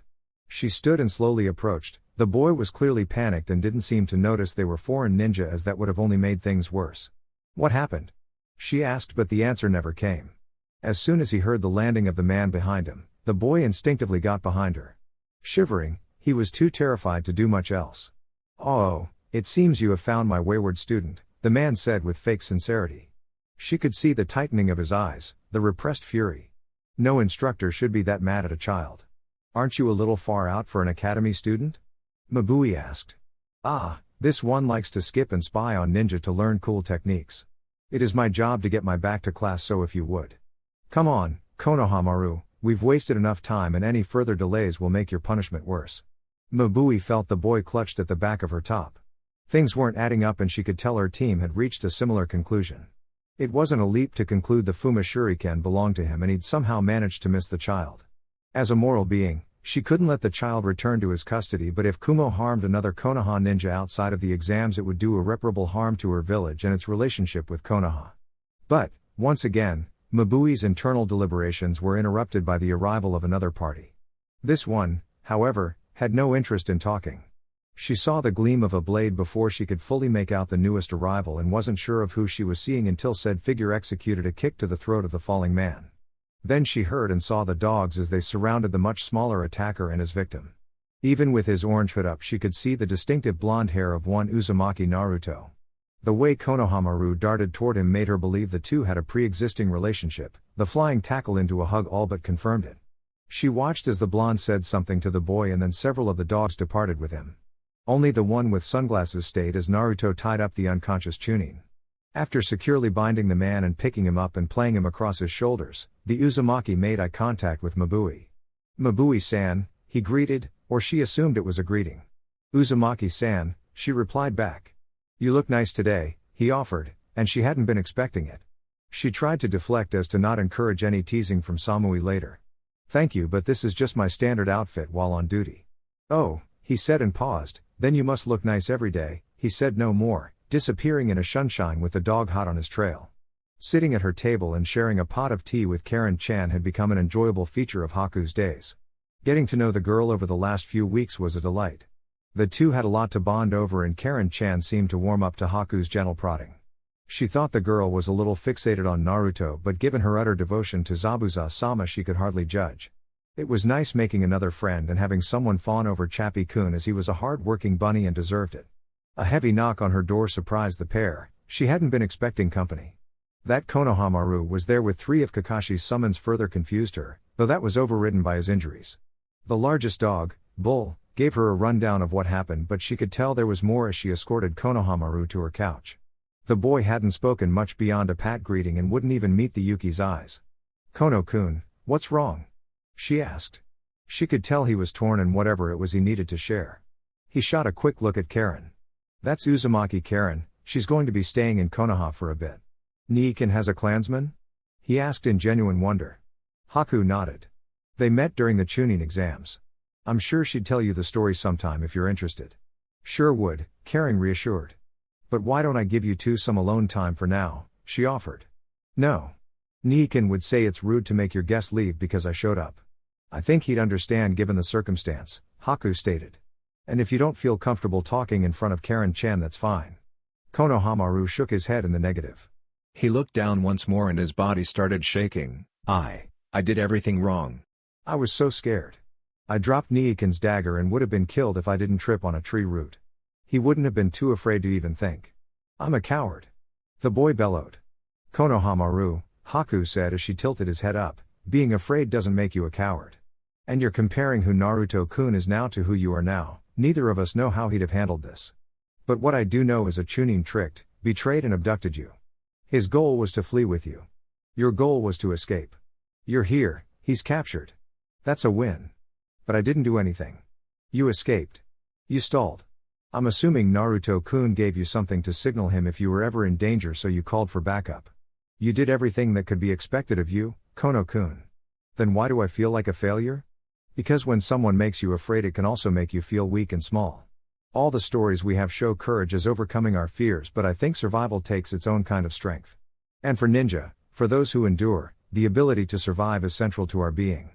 And sometimes a part of that survival is sheer dumb luck. We can't control luck. But that's partially why we train. Being faster, stronger, smarter doesn't guarantee victory, but they tip the odds in your favor. But you should never think any situation presents you with an absolute chance of victory. That Chunin did, and now look at him, defeated by an academy student. Niikin, his goal was to abduct you. Yours was to escape. While all the rest matters, in a fight between ninja, the one that achieves their goal is the victory, the one who doesn't is the loser. This is your win, Konohamaru. You understand? The boy nodded and graced her with a hesitant smile. She left to get her first aid kit, but upon her return she saw the boy sleeping, Chappie-kun faithfully keeping watch. "Are those 600s? Commander Dragon asked his subordinate. She nodded and he believed her. She was a good daughter of Onbu. As he stalked around the surgical suite to make sure he had all he needed, he thought about his wayward son. Clearly his hound dog had forgotten his discipline since he'd left Dragon's family, but like a good patriarch, he did not abandon his children even upon their departure. He would help his son, even if it hurt, and impress upon him the need to take better care of his future son. But that was for later. He had a more pressing matter to attend to. He looked at the fool who wasn't long for this world. Of all the people to kidnap, he picked the old man's grandson during a time the man was already walking around like a fire-breathing dragon. The sheer idiocy of it. Add to that, Onbu had to make sure none of the medical staff knew who paralyzed the fool, for they'd have refused to treat him.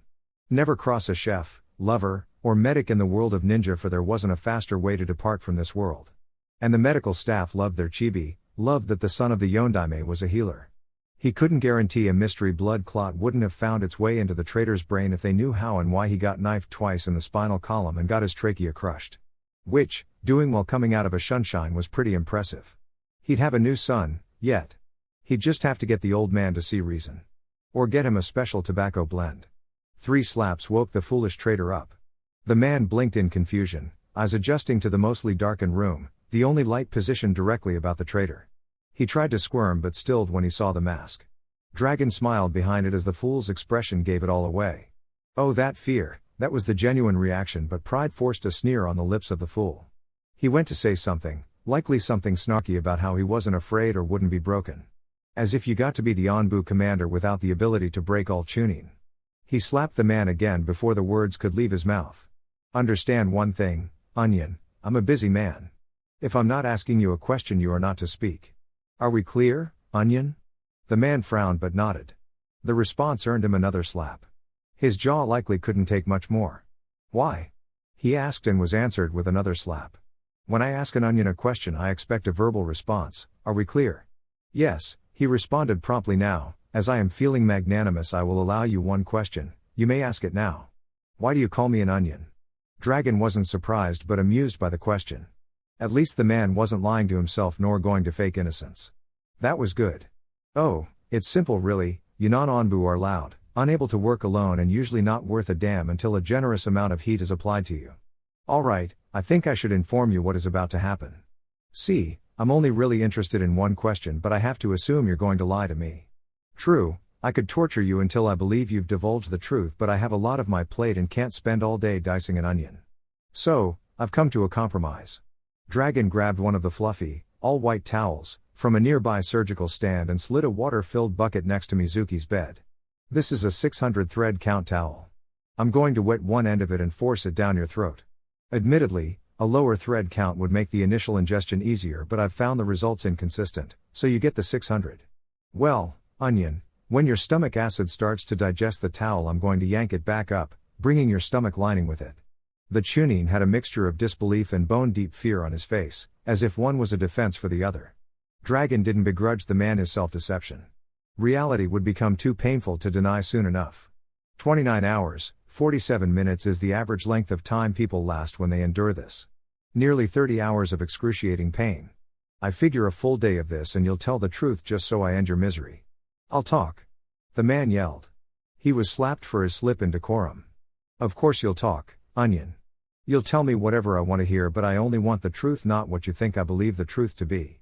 In order for that to happen you need to endure this trial. Endure and then I can believe you. No. No, I'll talk. I'll tell the truth. He pleaded. This guy really didn't want his stomach lining removed. He almost felt bad for slapping him again. Okay, onion, I'm going to give you one chance to avoid the most painful 24 of your life. Were you ordered to kidnap Konohamaru Sarutobi as some kind of dead man cell scheme by Orochimaru? No. I just knew he'd been captured and thought he'd reveal I'd been working for him. I resented the Sandaime and the Kyubi brat so I thought kidnapping Konohamaru would be revenge. And you planned to, what, escape with the honorable grandson? Maybe send pieces of him back to the Sandaime before you killed the kid? Yes, Mizuki said, almost pleading to be believed. It worked.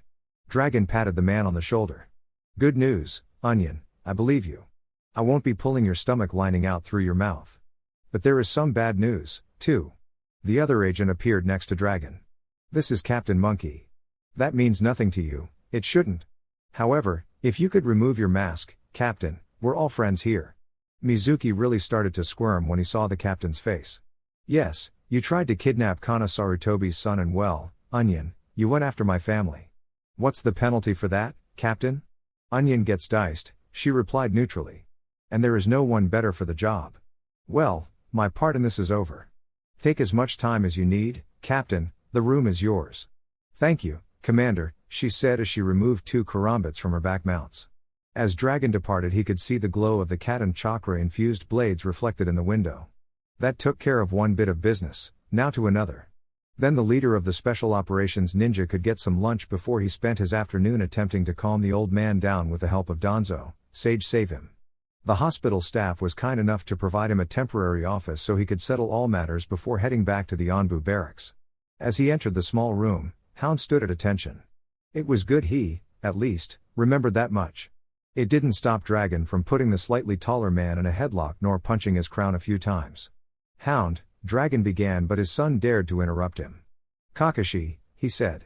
Silly child. He punched his head a few more times to get it working correctly. Hound? The upward inflection letting the erstwhile agent know it was a question. Yes, Commander? Ah, a few love taps always worked. When I put Uzumaki Naruto in your custody for the day were you unclear of my expectations? No, Commander. And do you believe your summons are an adequate replacement for your direct supervision? In some resp he received a few more love taps as he was backsliding. No, sir.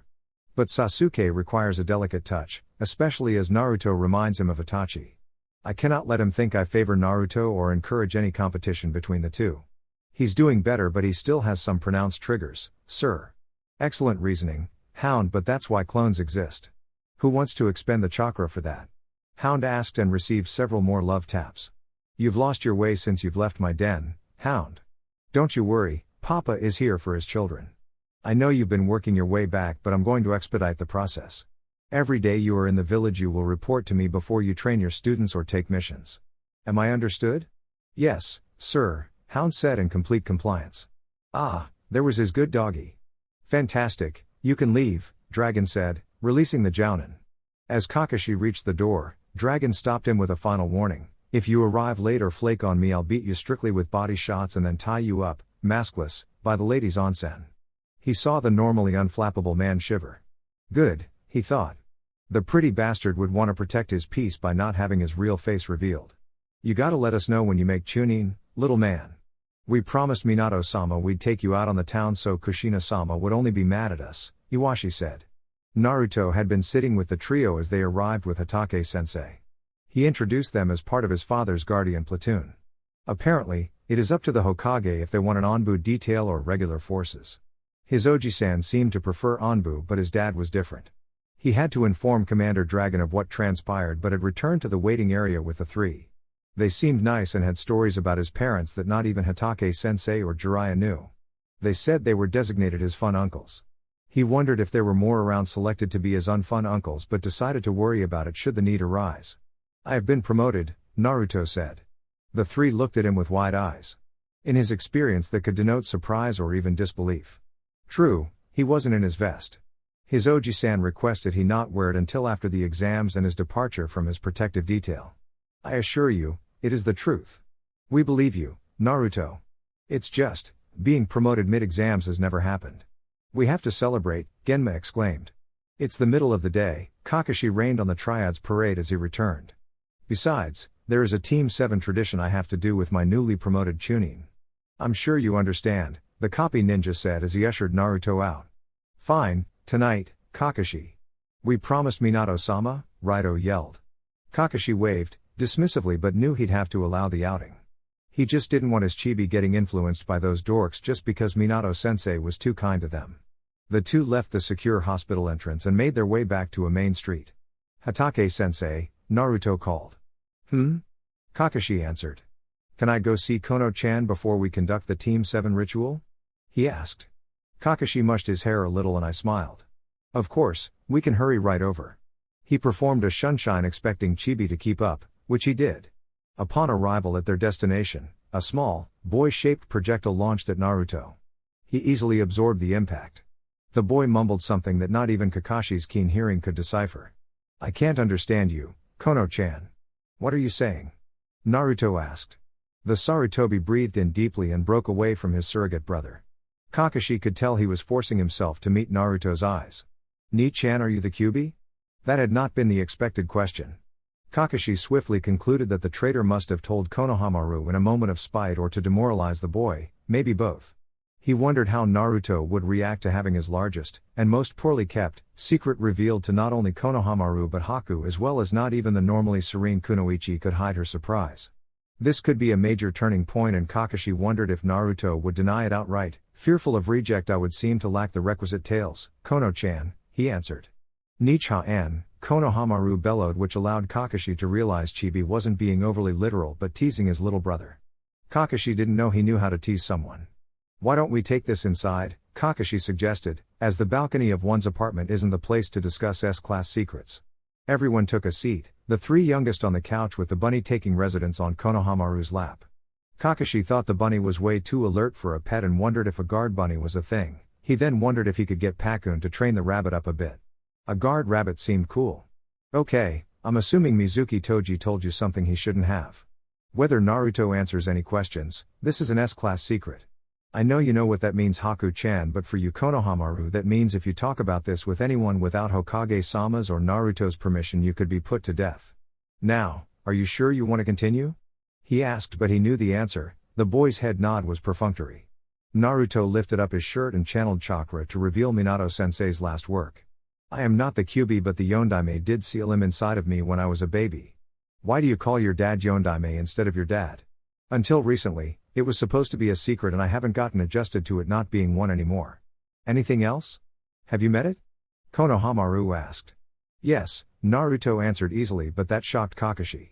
Was he supposed to meet with it? Was that concerning? He knew Chibi was a sealing genius but you didn't just talk to Baijiu did you? What was he like? Konohamaru kept up as if Naruto had simply met a fellow traveler on the road to life. He had 3 whisker marks like me, Naruto said as he ran 3 fingers across his cheek. Big, sharp canines that stuck out like this, he pantomimed using his index fingers. And 2 fluffy ears. Did you get to pet them? Konohamaru asked, and Kakashi was getting worried about the sanity of the Sandaime's grandson. No, Naruto, of course, answered, as it was obvious as far as Kakashi was concerned. I asked, but he said maybe some other time. And it was at this time Kakashi realized he'd have to be more worried about the amount of kushina his student had in him. Okay, I think that's enough questions for now. Naruto and I really need to be going. Haku-chan, if you could escort Konohamaru-kun to the Sarutobi compound, I'm sure his grandfather would appreciate it. Of course, she responded, but he could tell she was digesting the latest reveal. Haku-chan, Naruto said to get her attention. Thank you for looking after Kono-chan. She smiled in such a way that would break the hearts of many because Kakashi suspected that smile would only ever be aimed at one person. Of course I would, you're my friend. Naruto nodded but said no more, mushed Konohamaru's hair and departed. The pair returned to Training Ground 3, and while Kakashi would report that Naruto had been in contact with the Kyuubi, it wasn't a pressing concern. He pulled out a single bell. Every time one of us got promoted, Minato-sensei would redo the bell test. As Sasuke can't train today and Sakura is busy elsewhere, it'll just be the 2 of us. Hold nothing back and come at me with the intent to kill. You have 2 hours to get the bell and keep it. Any questions? He asked. He dodged the incoming kunai meant as Naruto's response. Momentarily distracted, he lost sight of his student. He didn't even mind Chibi didn't wait until he said go. He smiled, believing this was going to be a lot of fun. Sakura-chan, a soft voice called out to the Genin. She blushed at having been caught not paying attention. The pinkette was just so nervous to be here, in this office for reasons unknown. She admired the woman's decor, clean and classic compared to the more modern look in most of the village. She was beyond shocked when an advisor to the Hokage requested to meet her. Sorry, Koharu-sama, Sakura apologized. Think nothing of it, dear, Koharu-sama said. The elderly woman's eyes were still sharp, and Sakura felt every inch of her was being measured as she sat across from the senior ninja. Whatever she was looking for must have been located as Koharu-sama began to speak again. You must be a very special kunoichi to be on a team with the last Uchiha and the Yondaime's only child. Sakura answered. She really didn't know what to say, but she didn't feel special. Koharu-sama laughed. It was slight, controlled, but still felt genuine. You doubt it? I understand. It was not easy to judge myself against Hiruzen, but it taught me early on that there were a lot of ways to be effective and wield power. I would be happy to tutor you how to show you the effectiveness in soft power, if you're willing to do something for me, Koharu-sama offered. Sakura was so happy that she didn't unthinkingly accept the offer, as a part of her was ready to jump at it. What would you have me do? She asked instead. Koharu-sama said nothing at first, instead passing a file folder to her. Sakura inspected the contents but was confused as they were all pictures of Naruto with various people. All women, her mind corrected. Hinata, Haku, Ino, Tenten were there. The examiner from the second part of the Chunin exams, teammate Sensei, Senju Tsunade-sama, and even the kunoichi from Suna and some dark-skinned woman from Kumo. Since the time of the Shodai, there has been a legend amongst the elite shinobi of Konoha. A belief that one would arise and give an air of respectability to their lecherous desires. One who could seduce and ensnare kunoichi as easy as a Genin uses the replacement jutsu. The long-awaited gentleman has never emerged, and a dedicated coterie has worked to ensure he wouldn't. Every shinobi with the potential to become the prophesied one has found themselves taken fully by one of the brightest, strongest kunoichi. You want me to date Naruto? Sakura stuttered, which earned another bout of laughter. No, dear girl. We never set them up, we just made sure their paths crossed, but I know of your affection for Sasuke. No, dear, this is where soft power comes into play. Because of how Naruto was reared and his development issues, we assumed he would ultimately not be an issue. We were wrong, and because he did not have a lot of direct guidance, he is more open to heterodox lifestyles. But, it wouldn't do for the son of the Yondaime to be known as a lecher or frivolous playboy. What I'm requesting is you play more of an older sister role to help direct him to the right path. Sakura mulled over Koharu-sama's request. She didn't know if she could do it, as she wasn't exactly close with Naruto, even as her esteem for him had skyrocketed after the Forest of Death. Wouldn't he see her as a nuisance? And, possibly more importantly, wouldn't Hinata kill her if she interfered? That thought led Sakura to another thought and question: what about the kunoichi you put in his path? Was it not Hinata? Koharu-sama shook her head and appeared to sadden for a moment. Hinata-chan was much too meek for her to place such a position, and while she's gained a great deal of confidence over the years, she credits it to Naruto-kun's influence. She's already under his sway. Her and that Yuki girl. If your friend, Ino, isn't careful, she'll be next. As for who I had slated for that position, it was an older girl. She was his guard for a short time, but she's no longer an option, to my great disappointment. So, will you help me, Sakura-chan? Yes, I will. Hours later, Tamari was found resting comfortably in her bed. She'd trained hard all day and enjoyed a post-dinner shower. She was asleep shortly after her head hit the pillow. Her dreamless sleep was interrupted though, and Tamari wondered if she'd gotten too comfortable in this village filled with enemies. The feeling of a kunai grazing her stomach and the pupilless eyes of one of the proctors screamed that she'd indeed gotten too comfortable. Finally, Cookie, the woman said. I was wondering if I'd actually have to stab you to get you to wake up, she concluded. Tamari went rigid, an amateurish mistake, but she couldn't understand how this woman got past Baki-sensei, Kankuro, and Gaara. Gaara didn't sleep and was always at the ready for assassins. How? Tamari voiced, but the tip of the kunai being pressed into her with just enough force to not draw blood stopped her. Cookie, I get into and out of places I shouldn't be on a daily basis, but I have no interest in discussing my infiltration techniques. We have a more pressing matter. See, ol Anko don't care about much and even less about most people. My gaki, though, is a different matter. So, when I see a foreign kunoichi, one prepared to attack Konoha, I wonder why she's making time with my gaki. Could it be genuine? Maybe? Did she know who he really was and wanted to claim the Yondaime's son either as a kill or to seduce and compromise him? Those thoughts, I shouldn't have to tell you, filled me with the most sincere desire to commit acts of grievous bodily harm. I have to say, I'm hard-pressed to think of a reason not to disappear you just to be safe. Tamari put together who this woman's gaki was and kicked herself for not realizing Naruto would of course have murderous psychos dedicated to his protection. Konoha was lousy with them. She needed to say something to placate her. Always quick-witted, Tamari went for the first idea she had. If you kill me, Konoha and Suna will be at war. I thought about that and war is bad, blah, blah, blah. But I'm inclined to think my gaki is worth it. What else you got, Cookie? We're just friends, Tamari spat. What else was there to say if this woman didn't give a damn about sparking a war? And is that all you want? To be his pal? Tamari paused and broke eye contact, a mistake by the feel of the kunai breaking her skin. It was a familiar and unwelcome sting. I don't know, she said. How are we going to have a fruitful relationship if you're lying to me, Cookie? I'm asking you, what do you want from Uzumaki Naruto? I like him, okay? He's sweet, nice, and attentive, Tamari blurted out.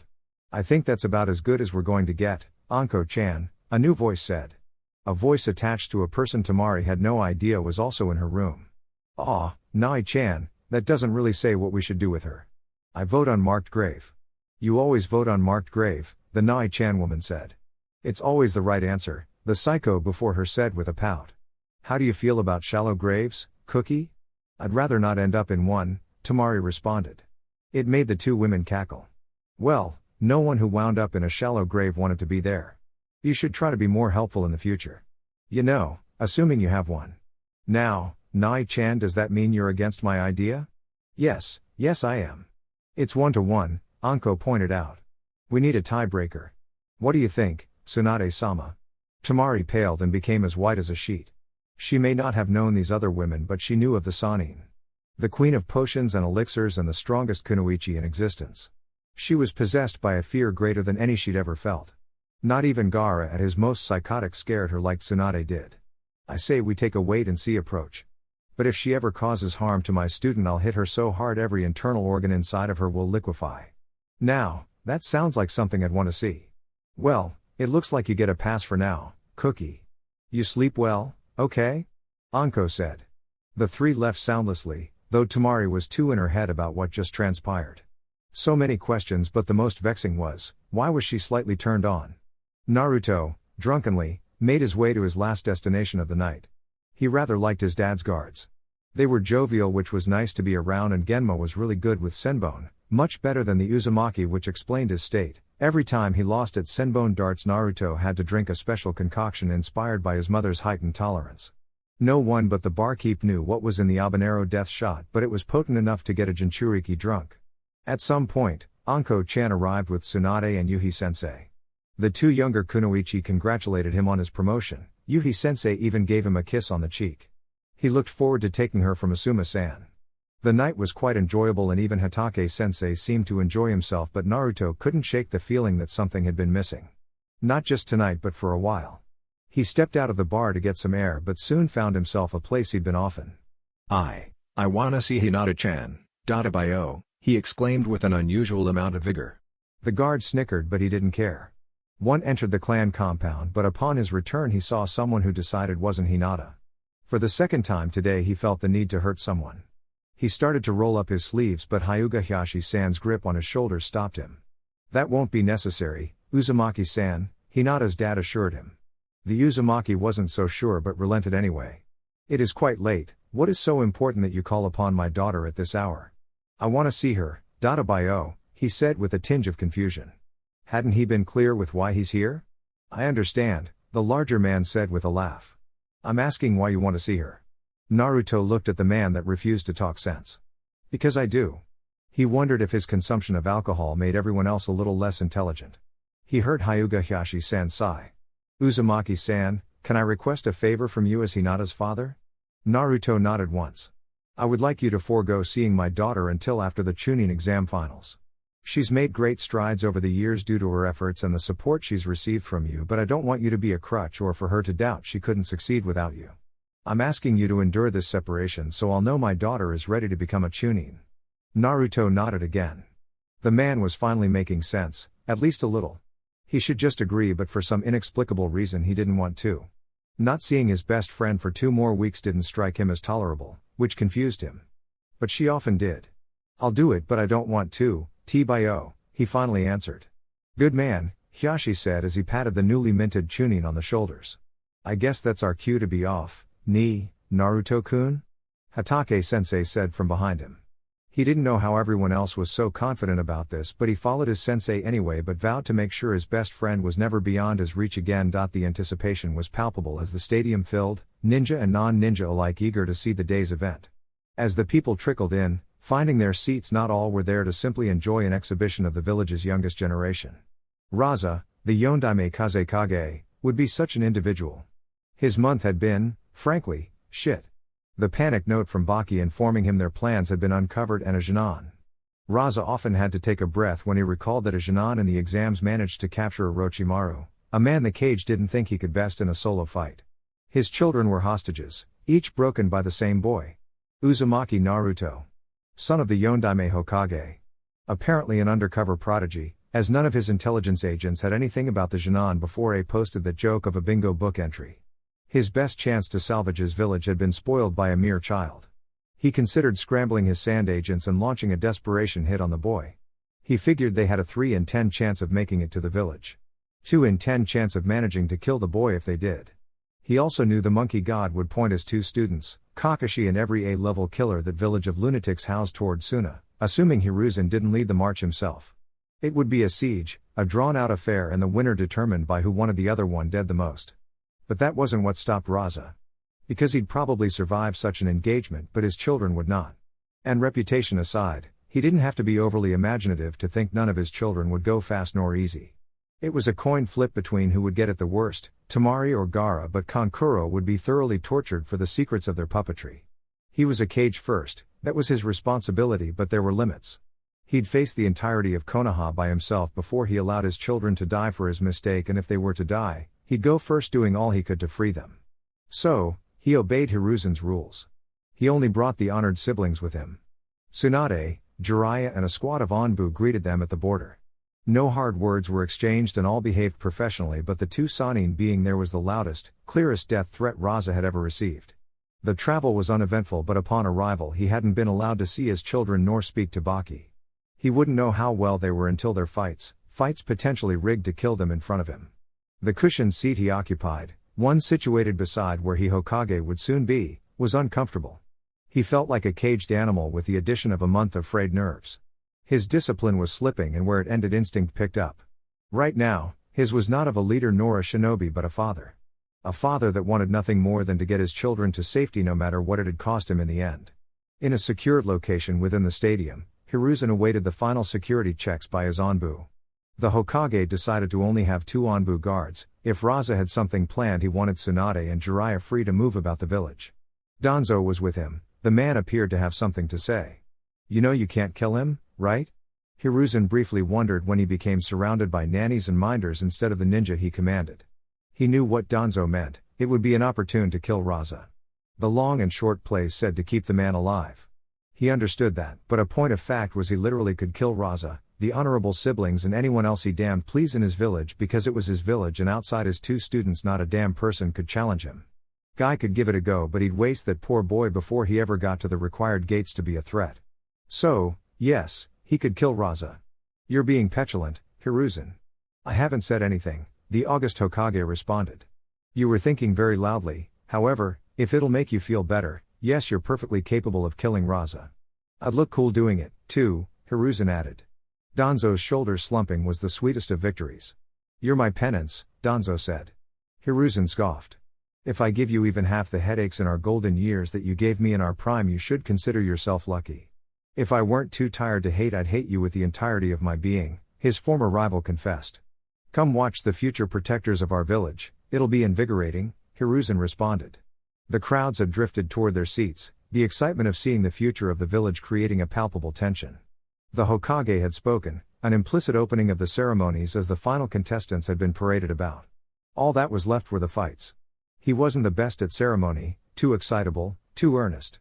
He had no talent in ninjutsu or genjutsu but Rock Lee could fight. Standing across from his opponent he could see no trace of tension in her body as she adopted a loose stance and he hopped on his toes before settling in. The sickly proctor called a start and Lee, leg weights not worn at the behest of his sensei, blitzed the Hyuga heiress. His sweep was evaded and he briefly felt her body on his as she rolled off his back. His body moved before conscious thought could dictate, saving the energetic boy from a swift kick aimed at his head. The dodge provided enough time for him to properly defend against her barrage of attacks. Confident he'd seen enough of the gentle fist from Neji, Lee began exchanging blows. He hadn't expected an oblique kick hard enough to nearly buckle his knee. The stunning blow opened his stance and Lee was punished with 3 quick palm thrusts that knocked him back a good 20 feet. He rolled a little further away to give him more space. Those blows hurt. She didn't fight like Neji, his speed wasn't overwhelming her like he thought it would and he clearly had more to worry about than her grappling skills. Abandoning his initial thoughts on Hinata's skill set, Lee was hastily forming a new plan. Hyashi watched on as his eldest did battle with the Might Guy clone. His nephew may have hated him to his core but he still kept tabs on him and his team so he knew Rock Lee was formidable for a Genin. As such, that Hinata was getting the better of their exchanges impressed him all the more. He'd give credit where it was due, her opponent was deftly avoiding going to the ground with her, utilizing some clever escapes and his superior strength. However, even as he managed to avoid them he'd be punished with various pokes and palm thrusts as he broke free and it was starting to take their toll. The crowd thundered in appreciation of the taijutsu match and the proud father in him wanted to preen as they were cheering for his little girl. She deserved it. When she first told him she wouldn't follow the traditional ways of the clan he accepted it. Not because he believed in her, to his everlasting shame. But as she developed her own style and became more confident he knew her problem hadn't been a lack of talent. Roses don't grow in frozen wastelands, fish can't climb trees. It was his teachings that failed her, not the other way around. Now, he looked on in pride he wasn't entitled to as she had her competitor beaten and breathing. Would this be enough for her to earn a promotion? Possibly. The decision was as rooted in the candidate's abilities as it was the village's needs. Maybe in this time of peace where she'd still be with her Jounin sensei, Hinata was ready. He wouldn't begrudge her extra year or so at Genin if she wasn't. Ugh! A feminine voice exclaimed, instantly putting an end to Hyashi's internal deliberations. His eyes, activated from the beginning, telling him all he needed. Guy's student went for a sweep and as Hinata jumped over the boy opened the first gate. She couldn't respond to the sudden burst of speed nor the kick that followed. One powerful enough to crack 3 of her ribs. She tried to defend but he was able to land 2 swift body blows and Hyashi could see the pain in her. No longer concerned about her victory, he just wanted his little girl to be okay. Neji didn't outwardly respond to his cousin's show of discomfort. It would be unbecoming of a Hyuga and with Tenten next to him, somehow having become friends with the pampered princess, he'd only stoke her ire. That didn't mean he couldn't enjoy it silently. It was divine punishment. Both of these inferiors going further into the tournament than him made the bile arise in him, the acidic taste lingering on his tongue. He didn't care who won, neither of the fighters were worthy of being chunin nor of the praise and attention of the onlookers. Do you think she can still fight? Tenten asked him. He could. He had the will, determination and all-out genius to power through such injury, assuming he'd be so sloppy as to receive it, that was. I doubt it, was Neji's reply. He really didn't see how she could fend off Lee with her core imperiled, and yet she adopted the most basic of gentle fist stances. It was weak and full of holes, a clear sign she had nothing left. Neji concluded Lee must have agreed as he once again rushed her. Neji assumed it would be Lee attacking relentlessly and Hinata evading or deflecting in a desperate attempt to drag this farce on. He was wrong. And beyond being wrong, he saw something new. It was like an incomplete kaiden. But not. No, focused, generated by one hand, and she moved Lee off his centerline, unbalancing his body. He couldn't avoid the upward palm thrust to his chin that landed square. Lee flung a front kick, to cause damage or generate space Neji couldn't tell. With practiced ease Hinata transferred his momentum upward. Lee was off his feet and being flipped. He rotated a full 360 degrees, clearly not in control. Once he'd come back around, upright but still in the air, Hinata stopped his momentum by grabbing his face and slamming him in the opposite direction of his spin. Lee hit the ground with a thud. The protector was on the combats before Hinata could attack again. It wasn't necessary, Lee was unconscious. Hinata had won. Naruto-kun? Hinata questioned when she arrived at the medical bay. The surprise momentarily numbed the shooting pain of her injured ribs, a pain that came right back and forced a groan from her. One of the medical ninja had her on an exam table an instant later, but it seemed she was going to be tended to by her Naruto-kun. Hi, Hinata-chan. Take this, he instructed her. The Hyuga heiress wanted to smile at his professionalism. She took the pills and the flimsy cup, downing one and then the other. The cream-colored drink tasted of vanilla. She soon felt a soothing wave of healing chakra enter her body. The next fight could be seen on the monitors, but she was more focused on the Uzumaki she hadn't seen in weeks, silently blaming Kakashi for most of it. And her father for his harebrained scheme. What did I take, Naruto-kun? Pain pills and a high concentration of calcium. More than you'd normally want in your body, but it being there aids in mending your ribs. So, will I be able to fight again? The more time I have the better I can repair the damage, but you could be medically cleared. You'd have a greater risk of re-injury. The news wasn't ideal, but she wouldn't complain. Silently, she let Naruto focus and she watched the Suna Kunoichi versus the Kumo ninja. The ninja couldn't close the distance between him and the Kunoichi, and she soon made him forfeit. It was an unfortunate clash of styles for him. Next would be Sasuke versus the Suna ninja. Or it should have been. His face buried in an orange book, the Suna nin forfeited from the stands, which meant her next match was up. Am I cleared? She asked. Naruto nodded. Just barely, he responded. It wasn't ideal, but she wasn't sure she'd done enough to earn promotion with her first match, so to decline this next round might sink her candidacy. Decision made, she had one thing to do before she returned to the arena floor. Sliding off the table, she hugged her dear friend. I missed you, she whispered. There was so much she wanted to say, nothing of grand importance, she just wanted to talk to her friend like she used to. We saw each other yesterday, Naruto said while returning the hug. She giggled. It was technically true, they had seen each other, but they'd also been in separate locations entirely. It was not the same. Let's meet up later, okay? Okay, he affirmed. She hurried back, not wanting to be disqualified. Tamari stood alone, surrounded by people she was once meant to attack, taking stock of her current predicament. She was assured of promotion. The only reason she wasn't a Chunin now was for the sake of the invasion. If her entree into a superior rank wasn't an issue, then why fight again? Well, with Gaara having lost his mind and Kankuro eliminated, it fell to her to make a good showing for her village.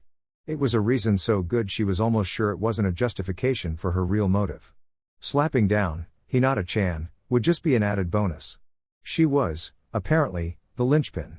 Naruto was quite open about his best friend, though he never shared any information that would put her at risk. Tamari couldn't tell if that was intentional or not, but it was vexing as all get out. No, she wouldn't do this just to shame the Hyuga or to prove decisively she was the superior choice. It just so happens she can be of great use to her village and shame the younger girl. Who, giving her choice of attire, black, short sleeve, top with Kusari Gusoku underneath, was better developed than Tamari. This village was really easy to hate. Ample resources, comfortable climate, great economy and droves of perfect, angelic pretty bitches with no will and no sense. Not that some boy was her goal. She was a loyal Suna Kunoichi. As proud as she was strong. But given her father's poor decisions, it is very likely Konoha would demand recompense. A boon, possibly several, and assurances Suna wouldn't betray them again. A political marriage between the son of the 4th Hokage and the daughter of the 4th Kazekage might do the trick. She wouldn't like it. But she'd fulfill her duty. And remove all those friends from his life with her innate feminine splendor. Schooling her features at the audience cheering the return of the Hyuga princess, Tamari evened out her breath and relaxed her muscles. The game plan was simple: keep her at a distance and overwhelm with wind jutsu and don't let up until the match is called. Hajime, the frail man called. Tamari kicked off the ground, creating distance between the taijutsu specialist and her. Once confident she had the desired distance, Tamari swung open her fan and instantly felt one of her shoulders go numb with pain radiating outward. Blood was starting to show on her jacket, but she didn't understand what happened. Looking back toward the Hyuga, she swiftly ducked as 2 projectiles were aimed at her head. Senbone? She wondered but didn't hear the telltale sign of metal hitting the ground. Grunting, she slapped her shoulder to get some feeling back. One-handed swings were slower and less powerful. She couldn't afford either. Get distance on a Hyuga, how original, she heard the girl say with a thick layer of condescension in her voice. Having regained some feeling, Tamari went to swing her fan but found herself pierced again, this time in the thigh. She dropped her fan and used it as cover once more. This situation wasn't ideal, but before she was hit, Tamari saw it. Drops of water beneath the Hyuga, somehow she was molding water as projectiles. Thin, fast, and precise. Tamari, however, was guessing they were also frail. Plan in mind, she emerged from behind her fan, hand seals in motion while the Hyuga was gaining on her. Tamari inhaled and performed the great breakthrough as she had 100 times before. The Suna Kunoichi thought herself prepared for anything as she began her return to her fan. She had not expected the Hyuga to respond with a fireball, one powerful enough to overwhelm her wind jutsu. Seeing the upcoming blaze, Tamari unleashed an even more powerful gust of wind that extinguished the flames. She was given no time to savor her minor victory as she felt several finger pokes to her back. Her body reacting without her permission, Tamari felt a forearm pressed against her throat, a vice-like squeeze following it as she pulled to the ground. "This is for Tenten," were the last words she heard before she blacked out.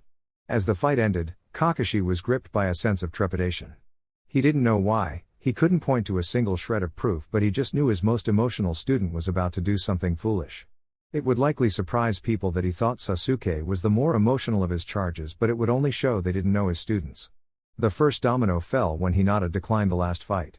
It made sense. Whatever injury she suffered against Lee likely hadn't healed completely, and while she gambled against a long-range fighter, her not risking it against Sasuke was wise. That decision alone likely cemented her promotion, along with whatever technique she pulled off against Lee that had Guy in a state of shock. There was more there to investigate, but the honey badger was getting dangerous. Hinata pulling out should have been the end of it. Sasuke would be disappointed, but with his performance in the other 2 exams and the prelims, his promotion wasn't completely sunk. So why was Sasuke still speaking with Hayate? Why did Hayate send a message to the Hokage? Why did the Hokage not? And why did Hayate just leave? Damn it, Sasuke, Kakashi groaned, the other Jounin sensei and Anko all looking at him. What do you think he's done, Kakashi? Guy asked. Just wait, Kakashi warned. Back in the medical bay, Naruto was keeping Lee company, the older boy having finished the concussion protocols. Naruto wondered if Lee was what people meant when they said someone was good-natured, as while he lost to Hinata he still cheered her against Tamari. He rather liked Lee before, but that rose the boy in his estimation. Lee, are we friends? If we aren't, I'd certainly like to be, Lee answered without hesitation. I'd like that, too. Yosh. If I didn't have one, you'd make a most excellent rival, Naruto-kun. Thank you, Lee. Lee's blinding smile almost distracted Naruto from the new arrival, though his cough gave him away. The Uzumaki hadn't gotten to spend a lot of time with Gecko-san, a few dinners with him in Yugaone and a few kenjutsu lessons, but he thought the man was affable. Hey, Naruto, you up for a match? Naruto looked at him confused for a moment before the fullness of the request dawned on him. Against Sasuke-san? Yes. Hokage-sama approved but said it's entirely up to you, though there was an additional caveat from Sasuke should you agree. What's that? He said he wants the Uzumaki Naruto that faced Orochimaru. The crowd had quieted down, not even Kakashi had explained what he meant. He palmed his face when he saw Hayate's companion. He was right. Dressed in a black flak vest, instead of his Chunin green one, sticks, tanto and chained weapon strapped to his back and the fingerless gloves Kakashi gifted him for his promotion. Sasuke submitted the challenge and Naruto accepted. The stadium was going crazy. The last, Konoha, Uchiha versus the son of the Yondaime, the boy that stalemated a Sannin? He could feel the spectators thirsting for an epic match. Kakashi found no joy in it. As much as he missed Naruto when he was assigned to Jiraiya, it had the positive benefit of cooling Sasuke's competitive streak and denied him easy access to an Itachi stand-in. He'd thought the boy had finally reached a place where Sasuke could see Naruto and truly become teammates. Instead, he saw someone his age approximating his life's goal, and so he had to know how he measured up. Maybe Sasuke didn't see Itachi anymore when he looked at Naruto. A worse option could have been selected: Sasuke might see himself. A better version just out of reach. This was what he feared, and he hoped the fight wouldn't undo weeks of progress. Sometimes being a genius just sucked. With no way of stopping it, Kakashi simply had to watch his two students duel. Sasuke awoke with a gasp. The sudden exhalation caused him to cough, the unwelcome movements calling attention to his beaten and battered body.